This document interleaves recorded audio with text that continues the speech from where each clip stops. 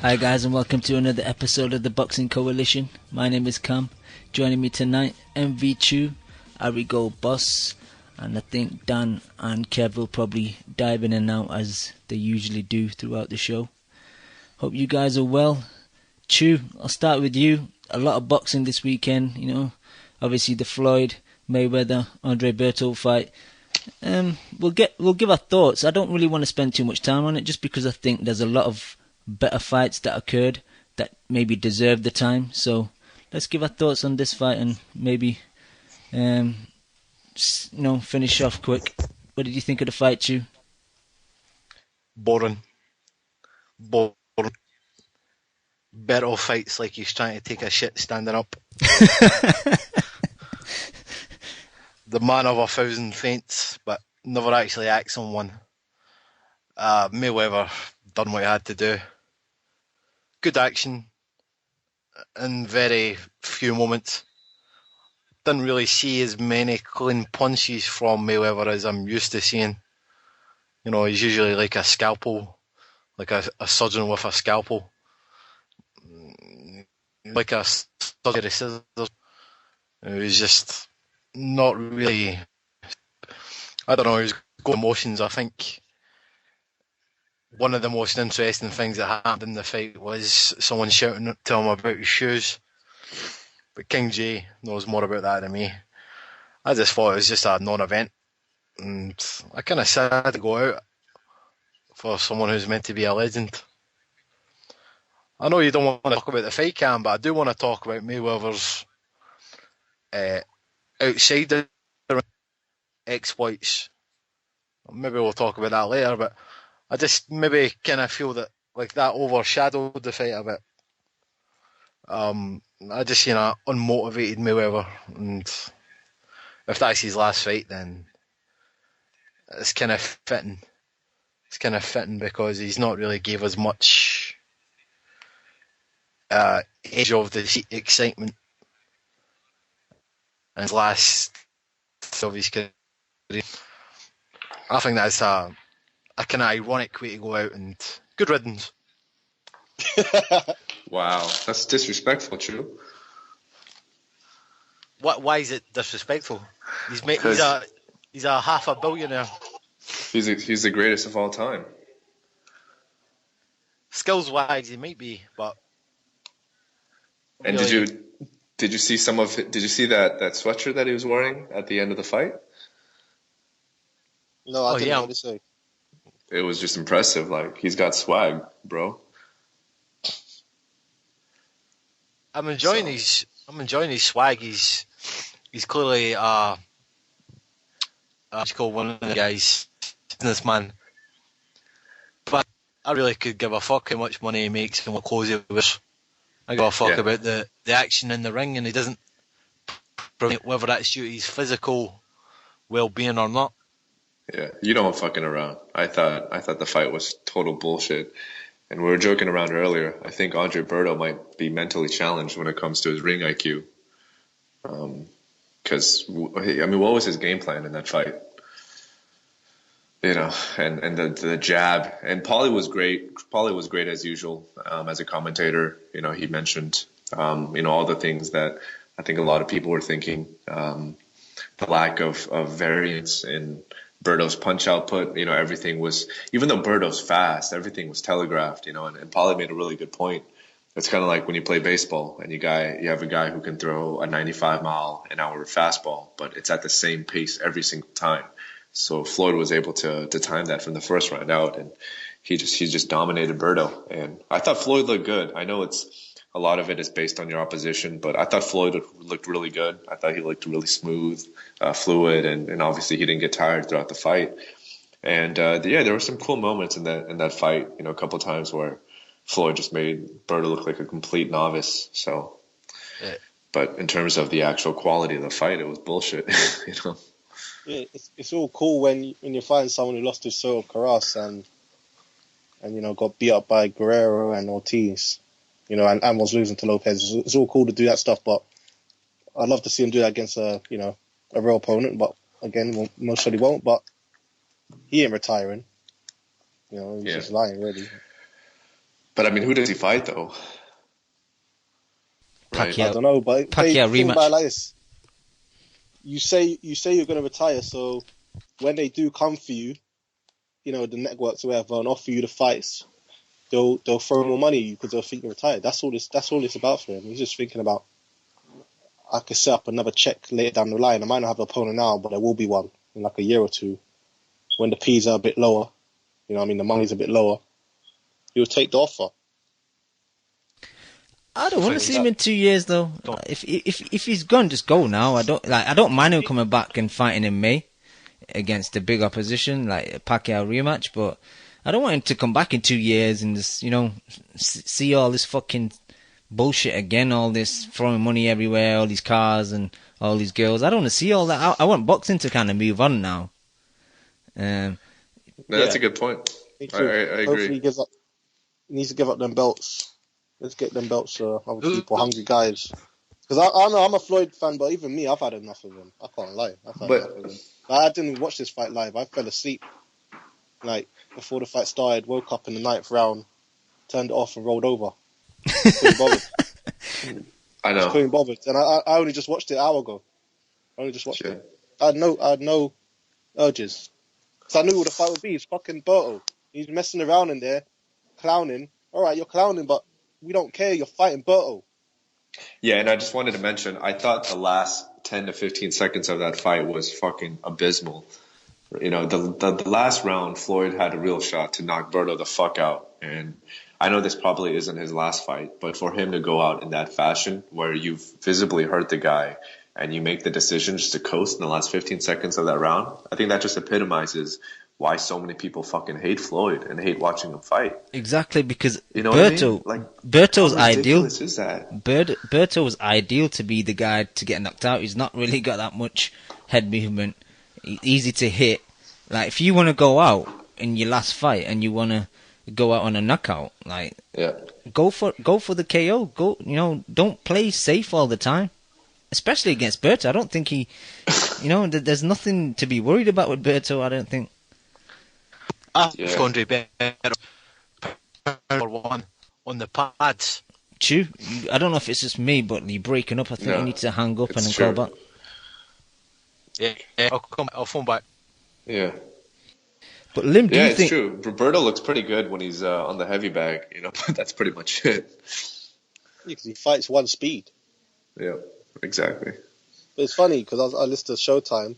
You know, Paulie's trying to say all these stuff what Berto should be doing, but again, it's Berto.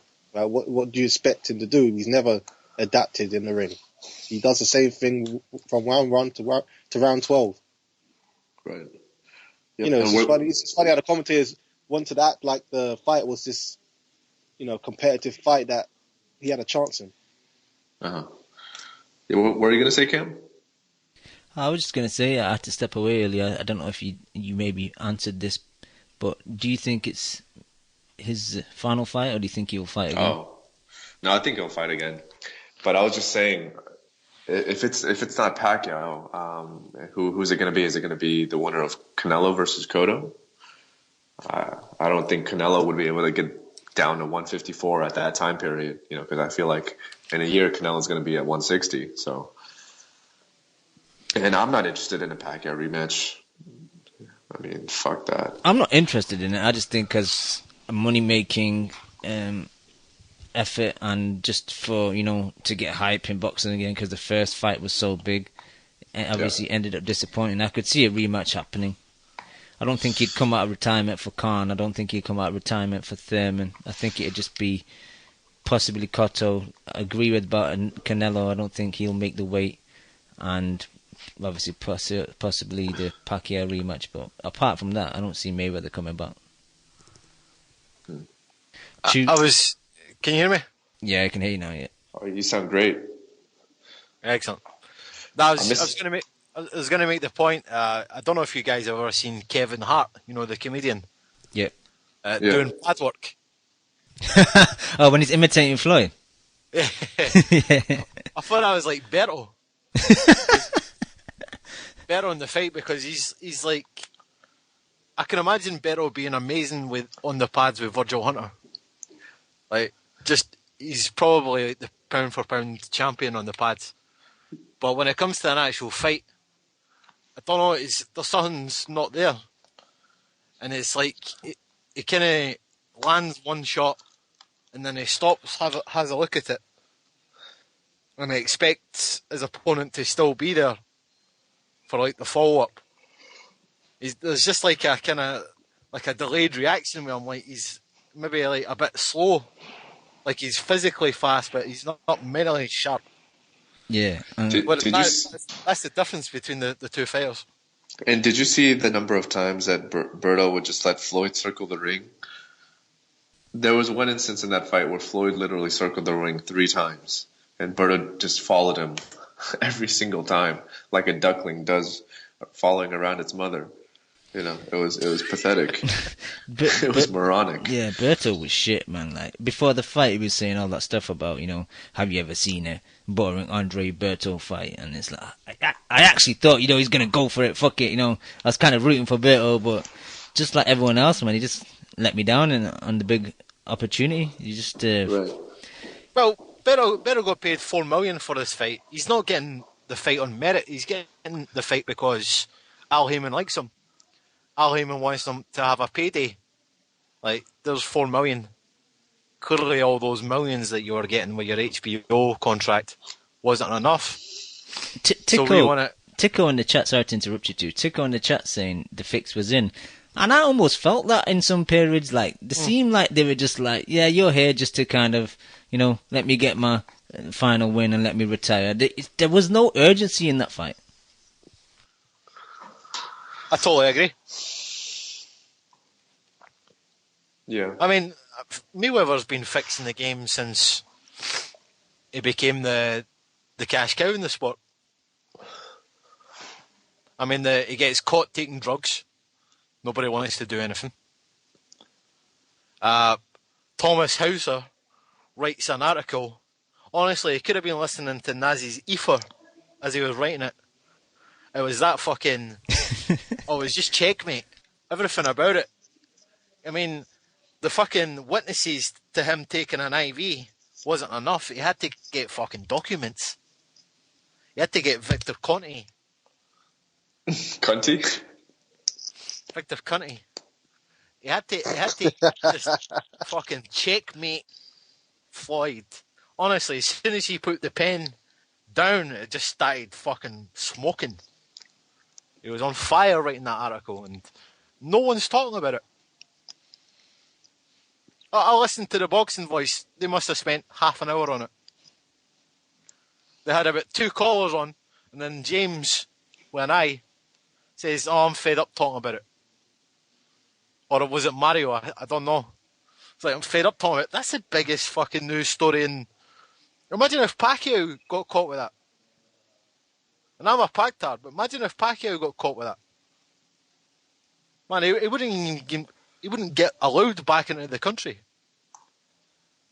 And here is the fucking evidence. This guy who's championing the sport for a clean sport, fucking drug-free sport, taking drugs. If he was actually... It doesn't matter if it's legal drugs, it's fucking borderline illegal. What was he taking? Saline and vitamin C. Really? I thought it was just a water sign. No, of course it's not just water. Well, using an IV is illegal. Stay up and down, you're not allowed to do that. Yeah. But the actual stuff he's taking is a mask. Or whatever it is he's actually taking. You can't take 18 months off. Credit to Gabriel Montoya for saying all this shit as well. You can't take 18 months off, come into the Juan Manuel Marquez fight looking like a fucking totally different fighter. Now we know. His whole career to me, as good as he is, his whole career to me is like suspect now. Honestly, I don't know enough information about the whole IV situation, but I have heard from different people that it is a masking agent of sorts. So I don't know. This is I'm just kind of so resigned from all this information just because of the fact that it's past the Pacquiao fight and no one gave a shit about the Berto fight, obviously. So I feel like people are just turning a blind eye to it. But hopefully we'll get Kevin on the show, our legal expert from New York, and he can divulge some more information about it later. Kev, our PED expert. Exactly. He's probably the most non-biased spectator in all of sports. So let's hope he gets on a little bit later. All right. Chu, Lim, Ari, anything else you want to mention about this fight, or should we move on? Let's move on. All right. Yeah, we'll say Floyd looked good at times, even like showing off flashy defense, but again, I don't care. It's Berto. Yeah, That's how I felt every round. All right, you're doing all this, but I've never seen you do these kind of moves against world-class operators, so it don't really matter. That's what I thought. That is true. When I've seen. Yeah, I agree. It was basically an exhibition fight. It was a sparring match. Got paid 30 odd, whatever. The biggest hustle is that, he done a good job with Showtime. He hustled them. Look how rich he is now, thanks to Showtime.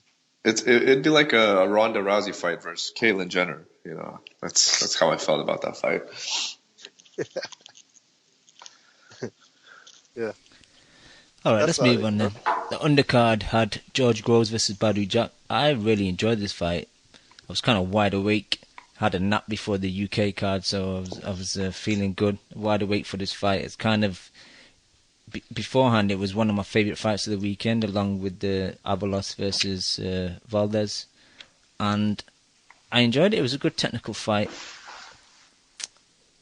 I just think I scored it 115, 112 to Jack. I just didn't understand why Groves was so upset, thinking that he won it. Stormed out the ring, no post-fight interview. I thought that was a bit of a bitch move. You're on a stage in America now. You're on Floyd Mayweather's undercard. Try and work your magic, talk the crowd a bit. You probably get invited. You know why? I know why, but try and you're on a platform where you can come back to another big fight in the States, and you kind of just made yourself look like a bitch, I thought. No, but you know why? Because he knows he's going to be one of them guys that are going to be thought of down the line as one of the best to never win the belt. We got them kind of champs, these British guys, so they say, well, like, you ask your dad or something, or, oh yeah, what did he do? He's like, oh no, he's like, he's one of the best to never got it, like a Steve Bruce. Yo, Ari, do you think they're going to wait, hold on, Dan, one sec, because you don't know who Steve Bruce is, but I'm just going to tell the guys, like Steve Bruce, where he was a very good footballer, defender. And what they always say about him is that, oh, he's the best player but never got an England cap. That's what they always say about him when he's on TV, because he's a manager now. That's going to be gross. Oh yeah, he was good, but he never got the belt. And that's simple as that, because if you don't beat Badou Jack, then who are you going to beat? That's how I see it. No, I was just going to mention, I think that's too much praise for Groves. I'm serious. Ari, you really think, obviously I don't have the perspective that you guys do, but you think in 15 years people are still going to talk about the Gingerman? 15 years, but I'm just saying. This guy's nothing, man. For example, but I can't think of one. I can't think of the boxer I'm thinking of, but, just how it is. On you go, man. On you go. Yeah. No, I was just going to say, talking about snatching souls, Fucking Frotch, this guy did the devil's work on Groves, man. Groves is just, he's non-existent, After I watched this fight too, and what I kept thinking was, I always thought Groves had a lot of talent. And like you mentioned, Shu, like there's guys who look really good doing pad work and training. Groves looks fucking fantastic when he trains, but when he fights, it's a totally different story. And I got the name now. Thanks, Zane's World in the chat. It was Harold Graham I was thinking of. That every time they game, he always say, oh, he's the best British guy, never win a world title. Because he got knocked out. I remember he got knocked out by, was it McCallum? So, I can't remember. McCallum or one of them good middleweights. But yeah, Groves, I was rooting for him. I'm not going to lie. That's it, Jackson, Julian Jackson. I was rooting for him, but, people say snap souls, but I think it's more about he should have never left Bruce. Not Bruce, like Booth. You got Bruce on the brain? I think he should have never left Booth. His style's changed. I just don't like what I'm seeing. Like before Booth, you used to take walks in the ring. What I mean by walks, he used to be an ambush fighter where he'll let them come to him and then he'll punish them with the speed. Nowadays, he's just flicking at that jab constantly. Too much activity. Again, he gassed out by like the 8th round, and then Jack took over. Jack won like every other round until like the last round. I'd say Groves came back and won it because he knew he was down, but it wasn't enough. And obviously, it doesn't help. It doesn't help that he got knocked down in the first round. Yep. I just thought his work rate was good. I just think he was wasting a lot of punches. A lot of punches were falling short. So if you're a guy that's not got good stamina in the first place, the last thing you want to be doing is just wasting punches. And respect to Badu Jack though, because I've said in the past, he doesn't really show a left hook as much on the outside. He's kind of just 1-2s, jab, 1-2s. But when he's on the inside, I think his left uppercut to the body and his right uppercut and right hook to the body is excellent, man. And I think that was part of the reason, Grove started to deteriorate in the later rounds. Put the work, definitely. He put the early work in on the body, and it paid off. Definitely, he done his homework. He knew about Groves and his dodgy gas tank, and it happened. I was rooting for Groves. I know guys don't know I don't really like Groves. I'm a DeGale guy, but I still wanted Groves to win so we could get that big DeGale fight down the line. But I don't think we're gonna get it now. I don't see what Groves got left unless Silence let him fight Abraham. But again, can he even take Abraham's power? I don't know. I actually think even though Abe's quite short, I think he knocks Groves out. Exactly, because the chin. And now, like I said, he recovered well, but he should have never left Booth. I don't think anyone rates this Paddy guy. And now Groves' confidence is going to be super low. Like he's going to need at least 2-3 fights just to get a bit of confidence back. Yeah, and I talked to Carl Froch over the weekend, and even he told me that he felt terrible for Groves. So that says something. It's okay. Groves is married to a school teacher, right? So school teachers get great pensions, at least here in the States. So I think Groves will be covered, at least with medical insurance, for a long time. So at least he has that going for him. Ari, can I ask you a question? Go on. I'm the first guy to kind of say someone should change trainers, but in this situation, and I'm like, you don't really rate Paddy Fitzpatrick either, but I just don't think any trainer will help Groves now. He needs to go back to Booth on knees. He needs to walk up to Booth's front door and beg him to take him back. That's what he needs to do. Groves has this arrogance about him. You can see it. Yeah, I know. And well, the arrogance cost him to be a world champion. Let's see it like that. And I know he regrets it. I know I don't want to go too deep, but I know deep down he regrets it. All right, Booth. Booth likes to control people, and I know that manager fee might be a bit high, but we all saw the talent. You should be beating someone like Badu Jack. All right, Badu Jack looked good, but I still don't really rate him. At times when Groves was firing, Badu Jack looked kind of scared. He was freezing up a bit in the middle rounds. It's interesting because Badu Jack, I've never really rated him. He half impressed me against Durrell, and he slightly impressed me against Groves. But I just thought, he was a bit economical with his punches. I think at times he could have tried to change gears and maybe try and get Groves out of there, but he didn't. I don't know if he just has nightmares of the knockout, and he just doesn't want to engage too much in fights, and he's worried about getting clipped, or if it's just his style where he doesn't like to engage. He'd rather box a guy and use his jab, which he has got excellent jab, man. He snaps it out. There's a lot of force behind it. Really impressive. But it's just the work rate and the fact that he doesn't switch gears. That's the only concern for me. But like you said, Ari, if Groves can't beat one of the weaker belt holders at 168, then what's he gonna do? He's European level at best. Yeah, and the fight wasn't that close. I don't understand Groves, moaning about it. And I heard Khan, because I didn't watch Sports Nation, but I heard Khan and what's the other guy's name again, man? Steve Collins. I heard they were in the studio saying they both had Groves up, but I don't know. I think that's bias. I think, they're in the Box Nation studios. Obviously, Khan knows Groves. Obviously, Collins is a super middleweight, when he was in his prime. I think that was a bit of UK bias, to be honest. I don't see 7 rounds for him. Maybe Khan's suit was affecting his brain or something. I'm not even going to get onto your boy. Oh, we should have got onto your boy when we were talking about Floyd. Yo, that suit. Khan was all salty in the studio, innit? The thing is, Bunce was like asking him all those questions, and Khan's issue is he just should say, you know what, I'm going to move on. Don't want to talk about Floyd, but he just loves to talk about him over and over again. Like, if that was me, I'd get fucking fed up by now talking about that guy. I'd be like, I don't want to mention him. Stop asking me questions about him. But he loves to do it. He loves to mention and talk about Floyd. But Chew, What did you think of the George Groves Badou Jack fight? Did you see it? Yeah, I saw it. I took notes. I gave it 117 and 111 to Badou Jack. I disagree, actually, Cam, with you. You weren't particularly impressed by Badou Jack. I was. Like you said, he was very economical, very good body work, nice right hand, nice jab, banging wife. I mean, what is there not to like about it? I like how his wife got into your boxing analysis.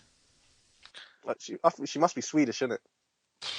I mean, she's fucking like an angel from heaven. But anyway, you're talking about Paddy Fitzpatrick. See, when you go back to the corner and you're listening to him, he says all the right things, man. But you know what? The thing with Booth is, he knows how George Groves thinks. Clearly, George Groves is a guy who plays the Rubik's Cube. He's a complex guy. He's a thinker. He's an analyst.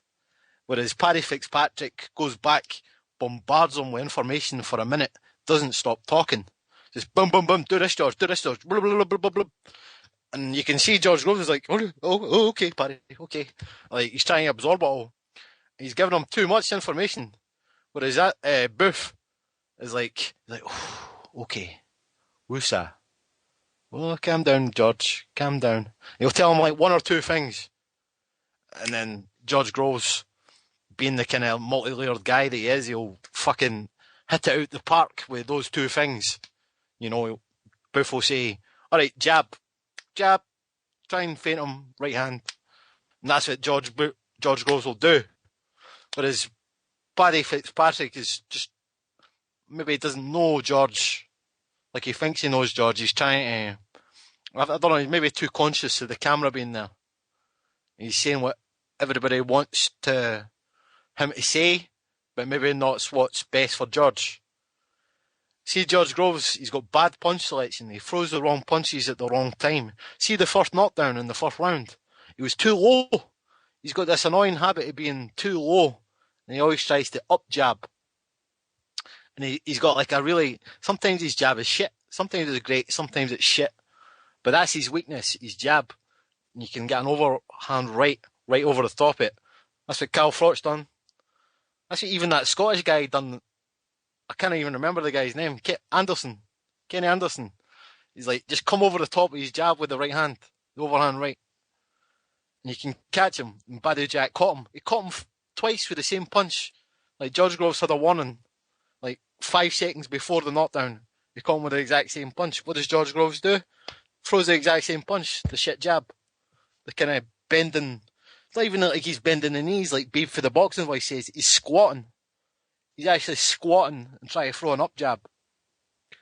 And he's putting too much weight on his front leg. Whereas, like a prime George Groves would be exploding off the back leg. But I don't know, this version of George Groves is like putting all his fucking weight on his front leg. Any Colt Francis is saying, what are you talking about? George has a great jab. How come he got fucking countered with the right hand constantly then? Over the jab. He's got no variety with his punches. Everything comes off the jab. When do you see George Groves throwing a lead right hand? A lead left hook? He's predictable with it. I'm not saying he's a bad boxer, he's not. But everything comes off the jab. Like if you know what's coming when he throws his lead punch, it's a jab. So you can time him. You can time him with a right hand. And I just think George Groves, I'll give him credit, he was behind. He gave it a hell of a go. Last 3 rounds in particular. I feel sorry for him. I do think he's got the potential to win a belt, but I don't know, man. I think he needs to get rid of that trainer and go back to Booth like Ari says. Okay, if Dan's still on the line, Dan, did you see this fight? I think Dan may have stepped away. Yep.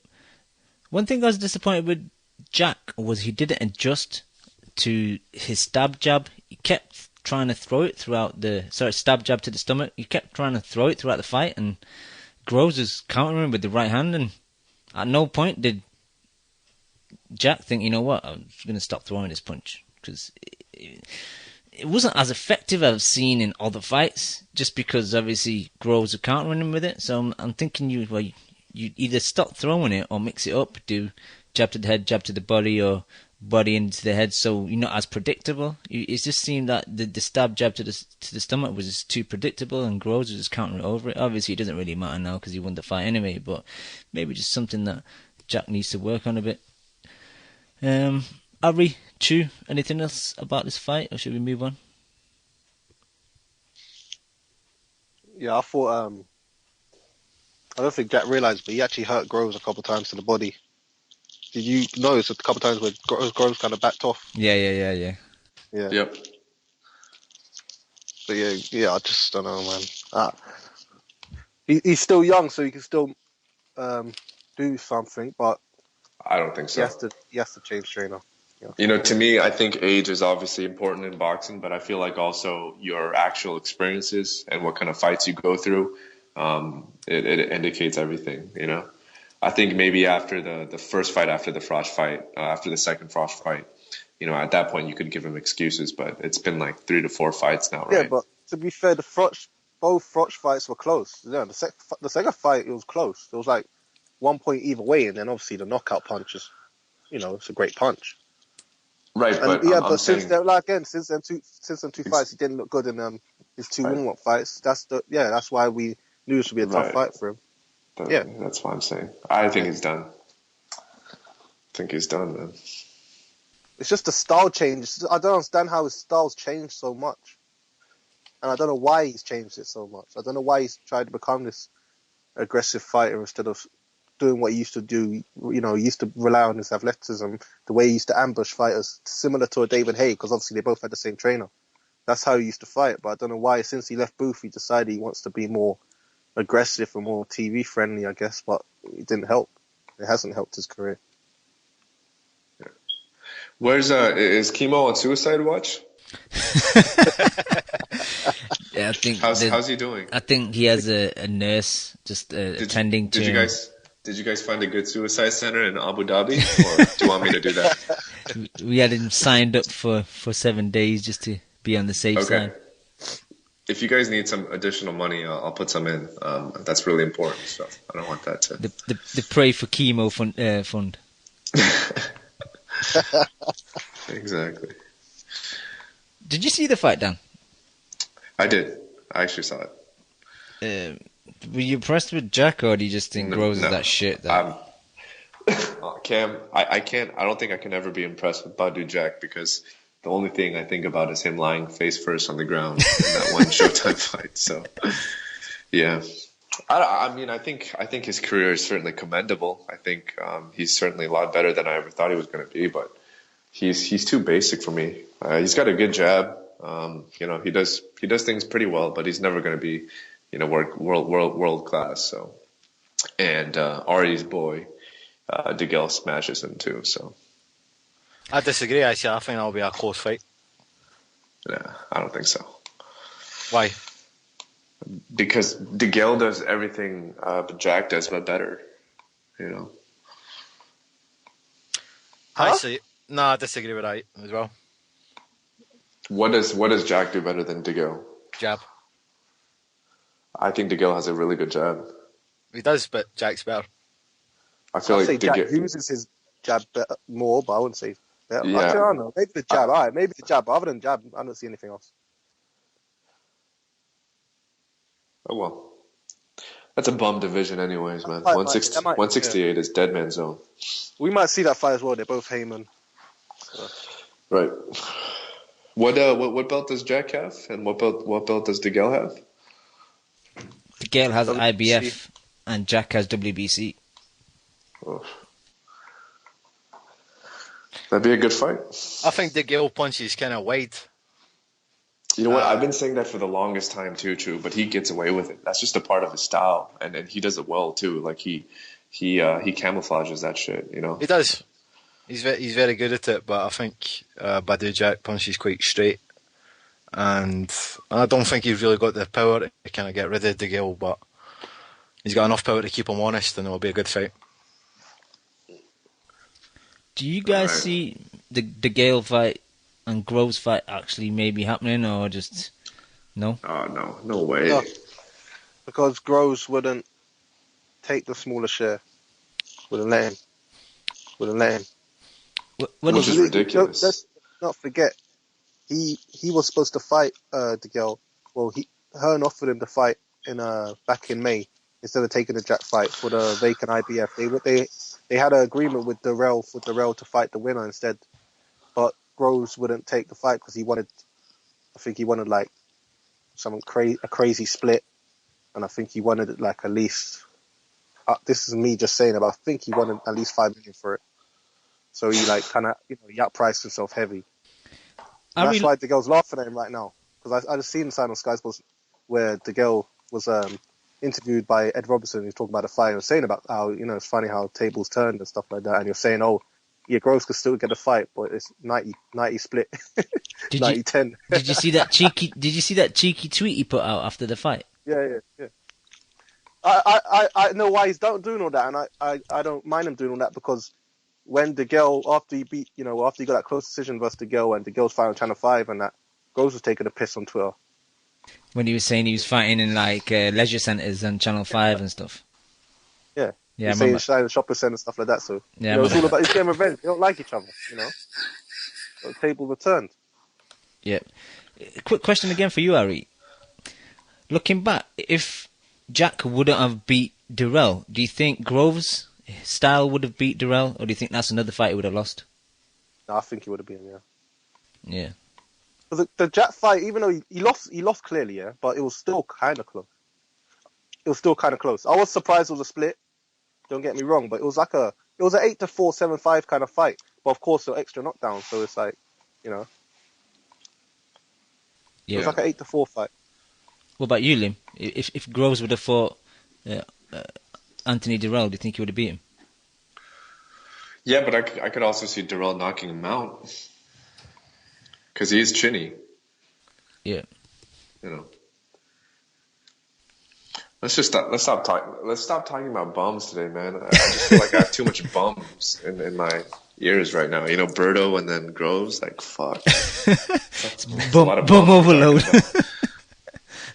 All right, let's talk about Varnes versus Ishe. Oh no.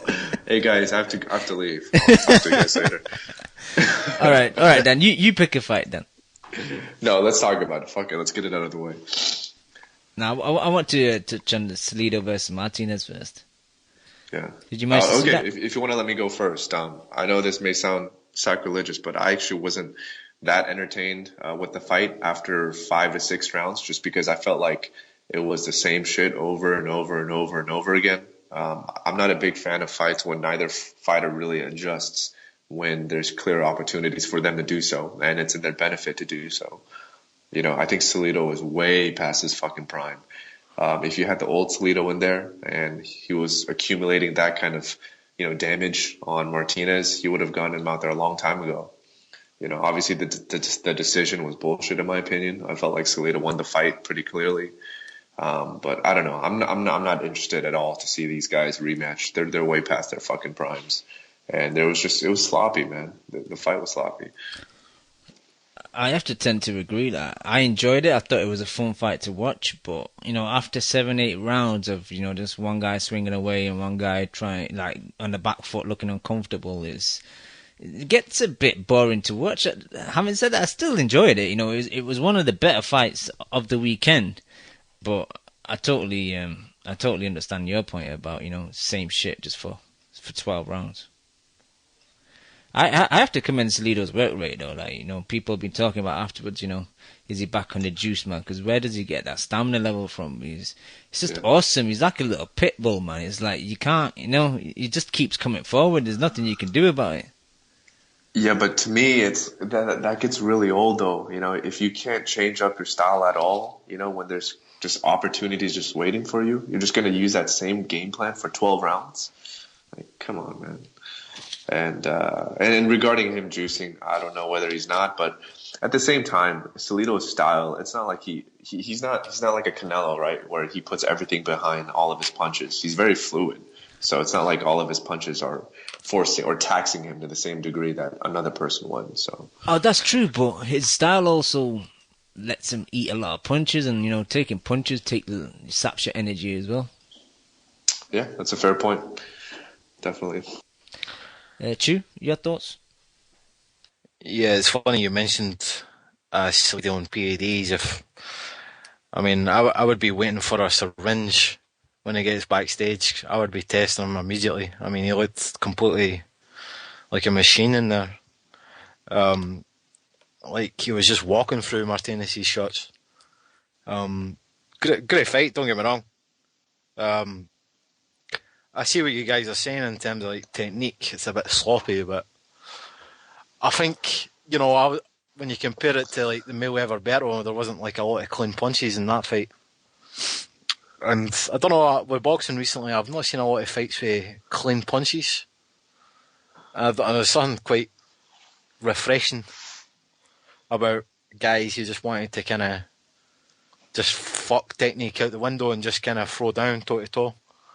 But still, Salido at his age, there's only so many times you can kind of rise from the dead. You know what I mean? Just get like a kind of body transplant. I'm kind of suspicious of that. I would definitely test him. But good fight. Probably the best fight in the card. Alright, Ari, your thoughts? I only really saw like 7-8 rounds. I fell asleep actually. But yeah, I don't really like them. I never really see them kind of fights as fight of the years because they're just too sloppy for me. There's not enough skill in there, and I expected more from Martinez, and I don't understand how he got the draw. Really, from what I saw, I don't understand how he got the draw. Salido already won that fight. I think everyone knows that. It's because he won the 5 rounds you didn't watch. You mean the 4 rounds? I thought you said 7 to 8 rounds. I said 8, didn't I? I don't know. I'm just fucking around. No, I'm kidding. He did win that fight. Salido did win that fight for sure. There's no doubt about that. No fucking doubt about that. And talking about fixed, man, maybe that fight was fixed too, right? They were just thinking, hey, let's get another payday out of these motherfuckers, Maybe. Yeah. Yeah. I don't know, man. This whole card was pretty lackluster, I felt. No, the Aquendo Gonzalez fight started off well, but it kind of just fizzled out a bit, I thought. After the exciting 2-3 rounds, it just kind of faded away, I thought. It was a decent fight to start off the pay-per-view in the card. I need to apologize for the people that put predictions in for Ishe versus Vanez. I wasn't aware that the fight was going to start so early, so I had to avoid it because, like 6 rounds have occurred until I noticed, and then obviously people could have changed their picks by then, so I had to avoid that fight. But really shocked. That fight was on in the UK about 11:30 p.m.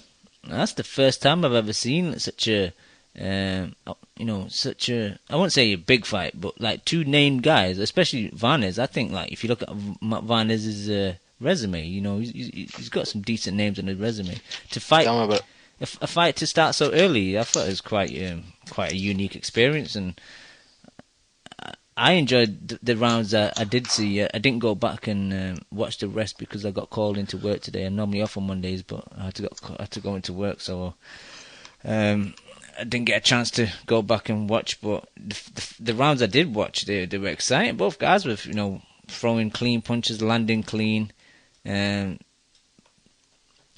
Ishe getting dropped twice, man. Yeah. That made me really happy. I don't know the judge that gave that a draw, though, man. That was a bit suspect, for that to be a majority. I know Ari was pissed about that because he actually picked majority in the predictions league, so he missed out on 50 points. Sorry, Ari. Did he cry? Did Ishe cry? No, this time, no. I think he's getting used to it now, but you guys see any of this fight? How Any many thoughts? shots is Ishii going to get? Is he done now? Is he done now? No, he's TMT, man. He's never done. TMT's done. Now, how many chances does this guy have to take before they, he's crap. Like, who's he ever beat?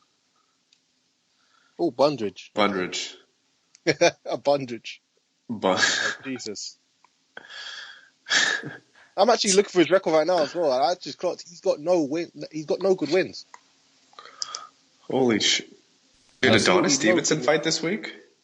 Yeah, he fought on Friday. Spike TV. We'll get on to that mismatch. Jesus Christ! There was so many cards this weekend, man. Yeah, but they're all shit. Yeah, majority of it. Yeah, I'm not gonna lie. There was too many. I didn't even bother watching the Quilling card. Fucking heck, man! I don't want to see licensed murder. What were you gonna say, Chu? I was going to just follow up on something you said about Vanez Martirosyan. He's got a great resume, man. Look at the guys he's fought. He's got a better resume than Triple G. I'm not even joking. He should be pound for pound. Yeah, if he knocked everyone out. Yeah, I was gonna say, yeah. No, he's fought Andrade to a close fight. Drew Lara. Beat Charlo. Didn't get the decision. I actually think he was beating Lara in that fight until they had the head clash. He was doing really well against Lara. You mentioned him as well. You thought, yeah, I'd love to have that rematch with Lara. I think that's a good fight, that rematch. Yeah, give him that rematch. That's true, because Lara, apparently I heard Lara's having another easy fight. So instead of that, why don't you fight Varnes? Yeah, and like the Andrade fight, he dropped Andrade in the first round. Andrade came back. That was a split decision. The guy's pretty decent, man. I know like people kind of shit on him a bit, but he's all right, man. Varnes. Beat Willie Nelson. Who was that judge who gave Ishe the draw against Varnes? And I think she was a woman as well. I don't understand these. I'm not even trying to be sexist or anything. I don't understand some of these judges. Yeah, it's Lisa Giampa or something like that. She's obviously been paid off by TNT. She's obviously, I'm not even going to say it, but you know what I mean, though. She was probably wearing a TMT hat as well. She's probably just doing it blatant. Don't care. Yeah, nice on sweet hotel room for the weekend. Nice new car on the driveway. It's ridiculous. Like where's the draw in that? I don't know. Ishe got dropped like 3 times. No, you got twice. Twice. Yeah, the second knockdown was nasty, She man. thinks that he's won like 7-8 rounds. Some rounds were close though, like I'm not defending her fucking scorecard, but a few rounds were close. It's hard to say, man. Like, don't want to play the sexist card, man, but there's a lot of women. There's a lot of women. Judges do it as well. Let's not. No, that's true. And there's a lot of women that know their boxing as well, and there's a lot of guys that score fights really bad as well. So it's not a case of that. I just think it could have been the angle where she was sitting and viewing the fight. It might have looked like Ishe was doing their better work. It's so hard to say with boxing, man. It's so fucking subjective how you view a fight. But anything else? No, man. Should we go on to that mismatch card? Which mismatch card? There was so many. I'm gonna shit on Quillen. Go ahead. I just think those kind of fights they shouldn't even be licensed because that's that Salka. I know you said it before, Cam. It's like a Salka fight where someone's gonna die soon in the ring, and is it really worth it? Where you say it's a warm up fight, but what are you warming up off? All right, you drawed. You fought for one time. You had a draw, but why are you fighting this guy that no one knows? You damn nearly killed him. He's most certainly still in the hospital. It's just ridiculous. And I've had enough of guys like Quillen. All right, now he's saying he's finally going to fight Jacob. So what? You needed like 3 paydays before you decided to take a risk. That's how I feel about it. I totally agree, and I said to you off air, I kind of don't mind this fight if, Quillen's had a heavy loss and he wants to kind of regain his confidence and he comes back to a fight like this to, get a fight under his belt, get his confidence back. But he's not had that situation, so why do you need to fight a guy where your level's above him and almost, no, I don't want to say you almost killed him, but like really hurt him badly, man. Like that shit's not, it's not boxing to me, man. Like fights need to be competitive. I don't want to see, one guy getting really badly hurt by another guy. For what reason? Like that fight's not a title fight. That's not, that fight didn't need to happen for me. Yeah, PM Versus in the chat saying, hate to see the stretcher. That's what that card was. That whole card, it was like, stretcher match. Get the stretcher. It was like one of those WWF things. I didn't watch the fight. I didn't watch the Adonis Stevenson fight either. I just thought, boycott that. The actual good thing about that card was, like, with such a busy weekend in boxing, all the fights ended quick. So you didn't have to, like, spend loads of time watching it. I actually watched him yesterday. And they were hard to find, these fights as well. Usually they're up on YouTube, the whole card, but I had to use other means to get hold of them. The Superman fight was on YouTube, and the True TV card was on YouTube as well. If you need to find these fights, hit me up on Twitter, man. I'll give you the link for the guy that puts them up. They usually sit on private, so you can't just search for them on YouTube. Yeah, so just going back to the Quillen fight, it was just good to, like, quick knockouts, fucking over and out. Don't need to watch it again. But yeah, that Quillen fight, unnecessary. The Bundridge fight, man. Bundridge, man, for his age, is in great shape, man. But the guy was getting dropped by fucking jabs, man. And I know you said, Ari, it was, even though we're not the biggest Charlo fans, it was good to see Charlo not playing with his food and getting Bundridge out of there. Yeah. Hopefully that's the end of Bundridge, I don't know how he ever became world champion again, getting that shot, however he got it. But, Charlo did what he had to do. Instead of messing around and then UDing him, because I actually had UD in the league for some reason. I thought he'd be playing with his food, to be honest. I thought Bundridge would survive better than that. I've never really seen Bundridge get beat up like that before, But yeah, Charlo did good, and it's good to see a young guy with a belt now, even though he's another one of these guys, so they're going to feed him up for a little while, but hopefully he fights some of them other guys. It's 154 belt, so hopefully he fights. I know he won't fight Lara, but hopefully he fights Trout or something like that. Yeah, Trout was back this week as well. He fought on Tuesday on that new Fox. Is it toe-to-toe Tuesdays or something like that? He got body slammed by Joey Hernandez. Did any of you guys see that? That was funny, man. That was some funny shit. No, I didn't see it. I'm sorry, but I think Tuesdays is going a bit too far now. See, I watched all the boxing, man. I watched all that shit. But not every day. Just going back to Charlo. It's weird, man, because I'm a bit of a Charlo hater, man, and to see him like become a world champion, I'm like, right, this guy's become a world champion. He's not really fought anyone, really, if you think about it. But that's just boxing, the way boxing is at the moment. He was a lot sharper with his punches than I've seen him in the past. Like you say, he kind of played with his foot in the past, but the punches that got him out of there were really fucking nice, man. I don't know, he's a problem. He's a good fighter. I always get confused with him and his brother, but it's clear to me that he's the guy with the talent, like the real talent out of the two. He's got the more kind of ceiling. He's got the higher ceiling out of the two. Yep, and there was another fight that ended quickly on that card, and it was Gabe, what's his name? Gabe Campillo versus Marcus Brown, 175. I think Gabe came in heavy as well. I think he missed weight. Marcus Brown fucked him up within a minute, man. You hit him with both southpaws, so you hit him with a right, left, right combination, man. Fucking rocked him, dropped him at the end of dropped him after that combination. he got up and then he hit him with a beautiful hook round the elbow.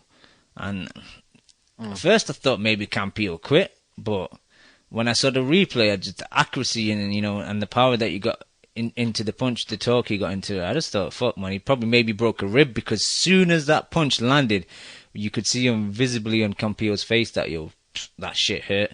So maybe he did break a rib there. Ref waved it off. I think Campillo's been done for a while, man. So I just think he just should retire. Yeah, he's suffering like a lot of heavy knockouts in the last few fights, so I think he should go. Yeah, he's just collecting checks right now. He's got on the Heyman side, so he's happy to be on the Heyman side and getting beat up for the decent checks he's getting. I think that's how he feels about it. I think he'll be back again. The thing is, when Heyman's done with him, obviously Hearn's going to pick him up for a couple fights as well, obviously. Hearn will bring him over to the UK and get him over cleverly when he loses to Fonfara. Exactly, to build his confidence, man. That's what Hearn does. Yeah, man. I mean, Campillo is just a journeyman, gatekeeper status. But that Marcus Brown's a problem. He's a beast. Our boy Noyota was saying that he was a 200-pound amateur. And, yeah, he's a fucking problem in that division. He's a contender already. I've seen, just the eye test, the way he puts his punches together. I've seen him before, and he's not really impressed me that much. He does kind of labour a bit sometimes. Like the Cornelius White, I think he should have stopped Cornelius White. He stopped Aaron Pryor Jr. But I don't know. That stoppage of Campillo was fucking brutal, man.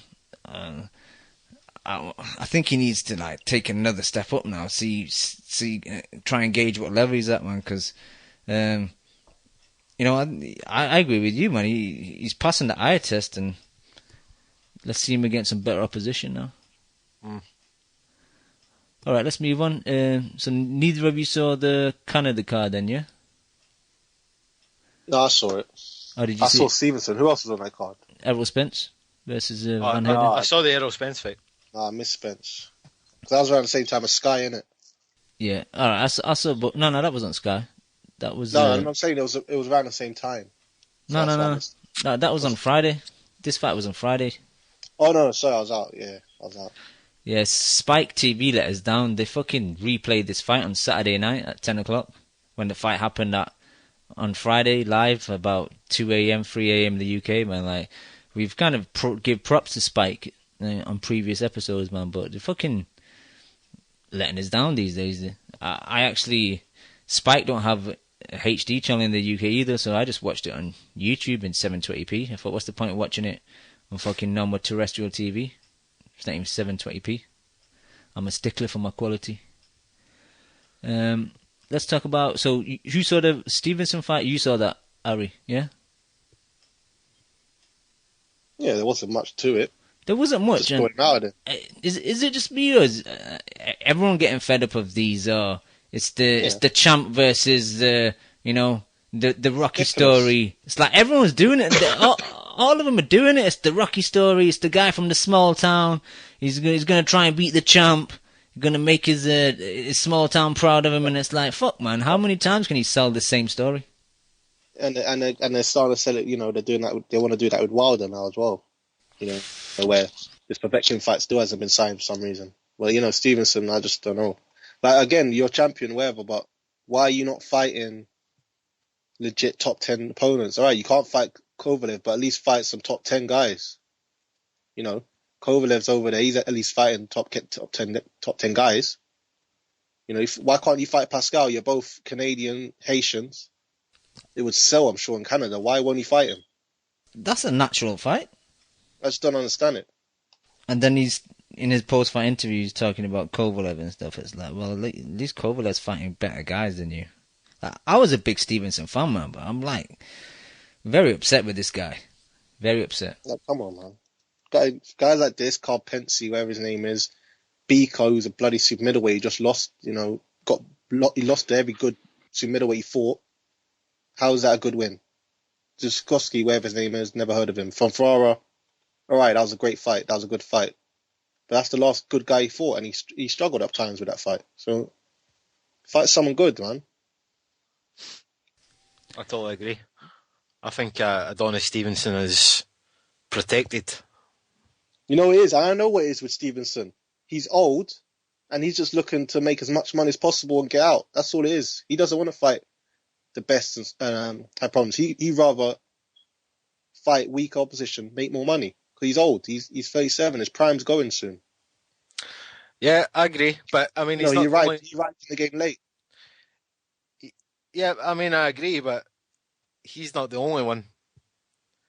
The whole stable, Quillen, Garcia, Yeah. Wilder, Jacobs, Leo Santa Cruz, the list goes on and on. They do it. They all, because they know, like I said, I've said it before, and I said it a couple weeks ago, a month ago, about, they're getting paid too much, so they don't have motivation to fight better oppositions. If they're getting a mil or whatever, fighting these kind of guys, they're going to think, well, oh, why should I fight a top 5 guy or a 50-50 fight if I can make that same money, or like 200, 300,000 less fighting this guy, and I can fight one of these guys twice, so I make more in them 2 easy fights than 1 hard. And that's how they see it. And, but they shouldn't see it that way. I mean, look at Keith Furman. Keith Furman, all right, okay, he doesn't fight top guys all the time, but you see him active in media, constantly wanting a big fight. He wants a tough fight every time out. Because he cares about his reputation and he cares about his legacy. These guys don't. That's the problem. They should change the name of Premier Boxing Champions. Change it to something else. Championship Boxing Championship. Or like Premier Money Makers. That's a mouthful, that. Premier Money. That's it. I mean, these guys are in it for the money. And it's a tragedy that some guys don't see it. When I say some guys, I mean some boxing fans, because you're enabling these guys. They're spoiled. They're like children. And you're spoiling them by tuning in. Like, I didn't watch half that card because there was too many fights to watch, and I've got to make a decision. And I don't give a fuck about the knockout that puts the guy who shouldn't be in there in the hospital.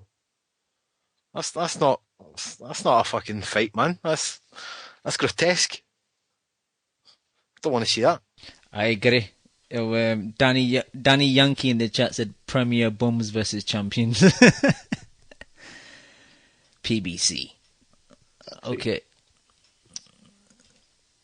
Van Heerden, Chew, Spence and Van Heerden.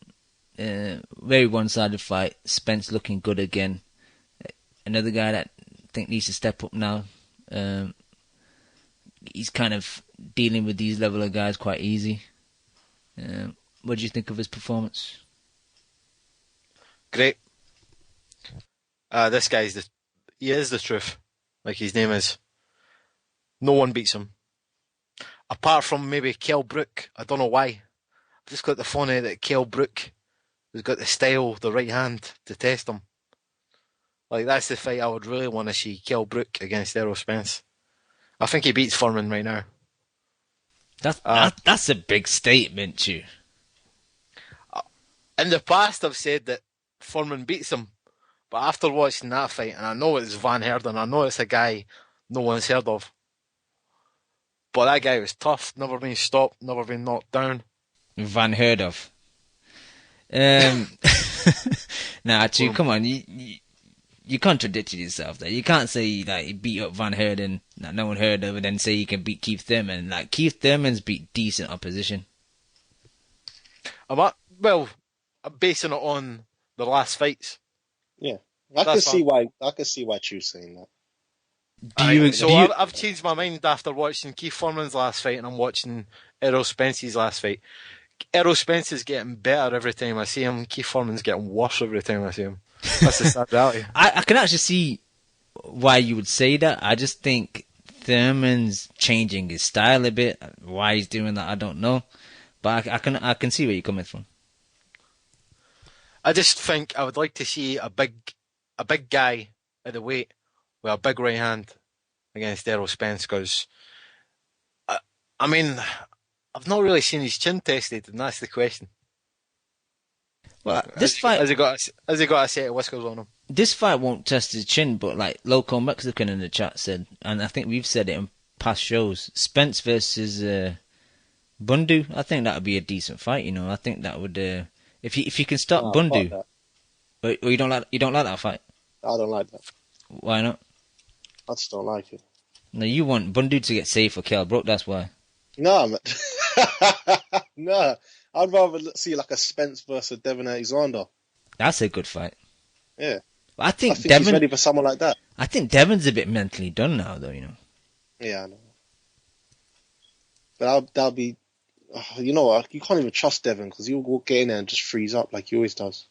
One thing, one thing I love about Spence is a bodybuilder, man. Like, and a lot of newcomers these days, like they don't concentrate on the body that much, man. They go headhunting way too much. But he puts a lot of effort into going to the body and digging those uppercuts, digging the hooks in, man. And I enjoy that because I'm a guy that enjoys when guys go to the body, man.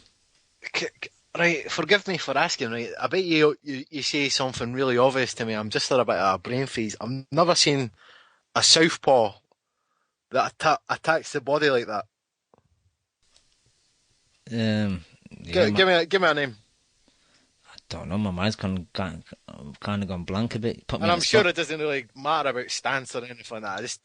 I can't remember a southpaw like that attacks the body like that.